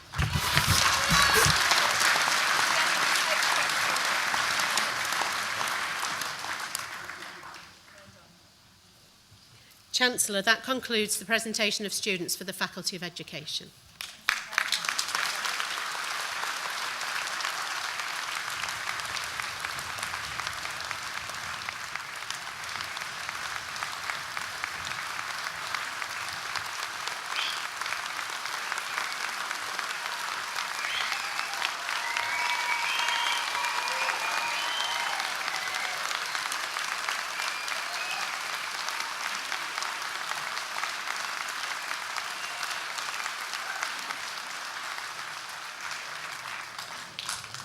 Well, I don't know why you're clapping, because all I've actually done as the Chancellor is shake an awful lot of sticky, sweaty hands. They were really sweaty, your hands. This is actually the moment. This is the moment. Now I've congratulated them and welcomed them. Now this is the moment that I confer their awards and their degrees on them. So the first question I have to ask to all of you is whether you would like me to do that. Would you like me to? Yes. Absolutely. Would you like them, or would you like to start all over again? Shall we do it? Okay. Okay, so joking aside, this is a very important moment. This is a moment I want you to treasure for the rest of your lives. So focus on the moment, focus on how you're feeling, a feeling of pride and achievement. And look at the people out there who love you and have supported you and how proud they are of you. This is a good moment. This is a moment of success. Take a snapshot and lock it in your memory. By the authority vested in me as Chancellor of Edge Hill University, I hereby confer the awards for which you have been presented, and I heartily congratulate you all. Take your hats off and wave them in the air. Well done.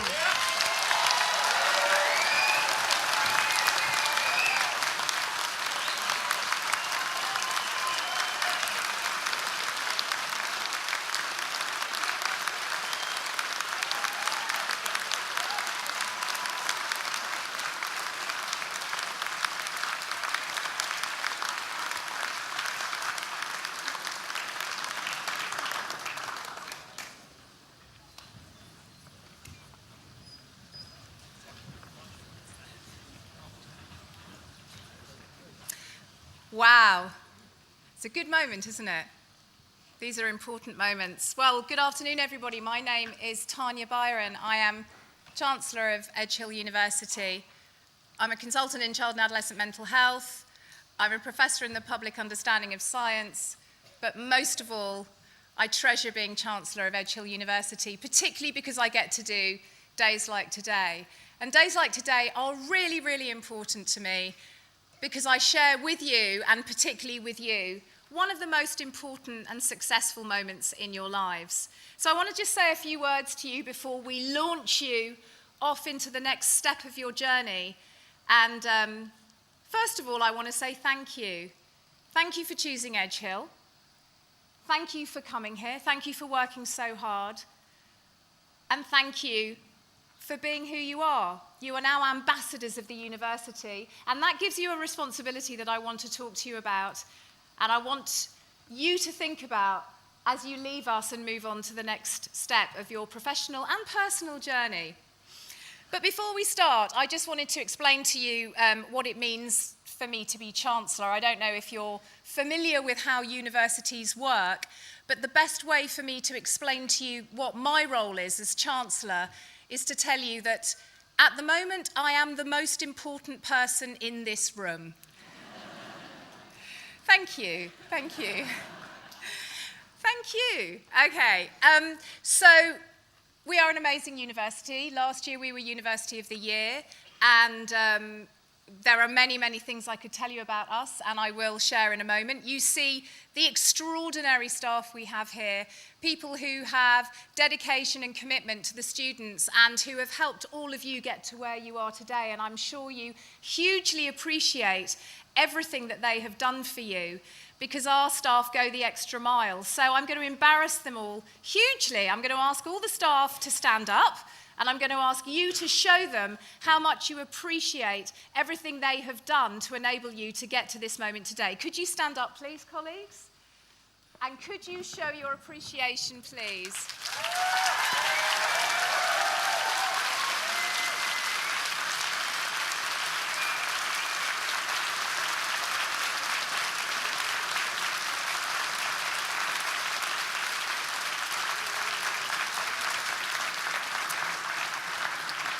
Thank you very much. Now we have deans and people who lead departments here. And on the front here, this is the front bench of the university. If you imagine, like in politics, the front bench. Our front bench is very stable, and they get on well, and they don't argue with each other.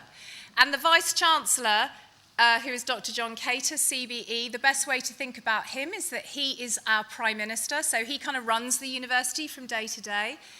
I, therefore, am the Queen. I know. Someone had to do it, and it's me. So as the Queen of Edge Hill, I want to just tell you a little bit about where you are going and why I am proud of you and what I am hoping for you and I expect from you moving forward. Edge Hill started its life 131 years ago. We were the first non-denominational teacher training college in this part of the country, the second in the country. And what that meant was, for the first time, women could train in a vocational subject, teaching, in an institution that wasn't controlled by the church. This was a massive, massive stage in social progression, social change and education for women. Another set of relationships we have within the university were with the suffragette movement. And if you look at my robes, at the colours of our robes, the colour that you see around the university, these are the suffragette colours. The colours of the movement of very brave and courageous women, supported by some men, who fought tirelessly and gave their lives for women to get the vote. Now, again, this was a huge point in social history, a significant change, particularly for women, which has made changes which has enabled so many of us here today to work, to vote, to be free to have education. The reason I'm telling you this is because our university is founded on social change. We're founded on inclusion. At Edge Hill, we don't do elitism in education. I'm not interested in elitism. I'm not interested in who you are and where you went to school. I'm interested in the person that you present to us. We do excellence, and that is what we are about. And we have excellent people teaching at the university, running the university, and coming to the university. You are all excellent. When you walked towards me, all of you looked, well, you looked a mixture of things. You looked terrified. A couple of you said you felt sick. Thank you so much for not throwing up all over me. But particularly, you looked, some of you were tearful. Some of you told me some personal stories, people who have turned their lives around to get to where they have. You shared that with me, and we shared that moment together.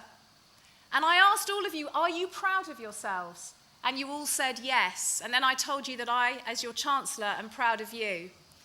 Now you have to hold on to that. You have to hold on to that moment. Because if you are truly, truly going to embody the spirit of Edge Hill, take our degree and make it work for you, then it isn't just about doing well, and it isn't just about getting a job. It's about doing extraordinary things. Social change. When you see changes that need to be made, be those changes. Make things happen. Be brave. Challenge systems. Advocate for people who don't have a voice. Do everything that we have empowered you to do here and how we have become who we are. That's what it means to be an Edge Hill student. And as your Chancellor, I am asking you to take those values with your degree and to be our ambassador, because I charge you with that responsibility and I trust you to see that responsibility through and fulfill it for all of us here at the university. Now, if you are going to be brave, if you are going to challenge, if you're going to advocate for those who don't have a voice, then there will be times when you will feel challenged and exhausted. You are going into professions where there will be challenges. And in those moments, you may doubt yourself. If you feel complacent in your job, then you need to shake yourself and say, what can I do differently? How can I further and progress the profession I'm in and the people that I'm working with and for? But when you have those moments of doubt, and trust me, all of us in this room, we're all successful in our careers. We have all had those moments. They're an important part of your personal and professional development. It means you've taken risks. If you really struggle to come back from that feeling, then come back to us. You are now our family. You are part of the Edge Hill family. We've been around for 131 years. We're not going anywhere, and we are here for you. You are our alumni, but you are part of us. So any self-doubt at all that you cannot find a way to get yourself out of, we will do that, so come back. Always come back. I'm so proud of you. I feel incredibly moved to have shared this with you. Thank you so much for choosing Edge Hill. You've done us proud. Now make yourselves proud and make changes. Be brave and be brilliant, because that's who you are. Congratulations today. So on behalf of myself, the Queen of Edge Hill University, and the entire cast of Harry Potter, I'd like to say congratulations to you as well, and have an absolutely wonderful afternoon and evening. Thank you.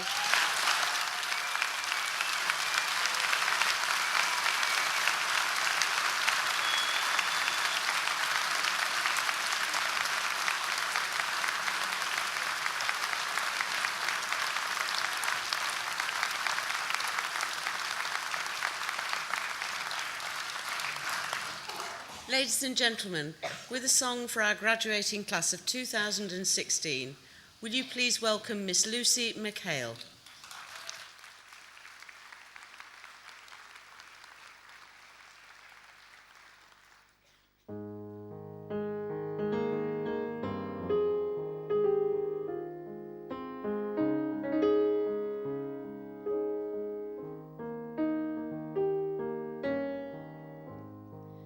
My love is like a red, red rose that's newly sprung in June. My love is like a melody so sweetly played in tune, as fair thou art, my bonny lad, so deep in love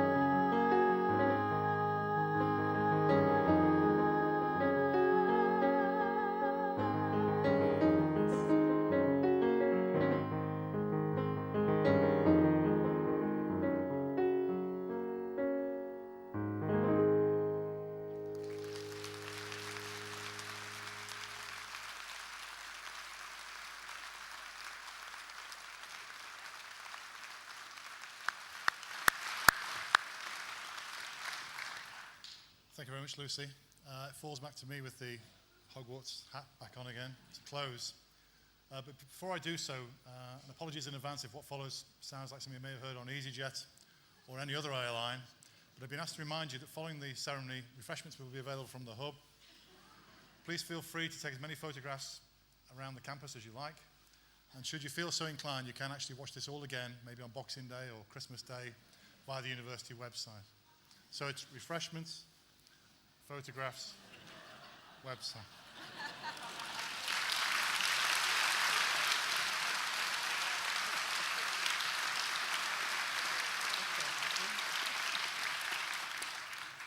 We recognise today is a special day, so please make the most of it and have a safe journey home. And on behalf of the university, I declare this congregation closed.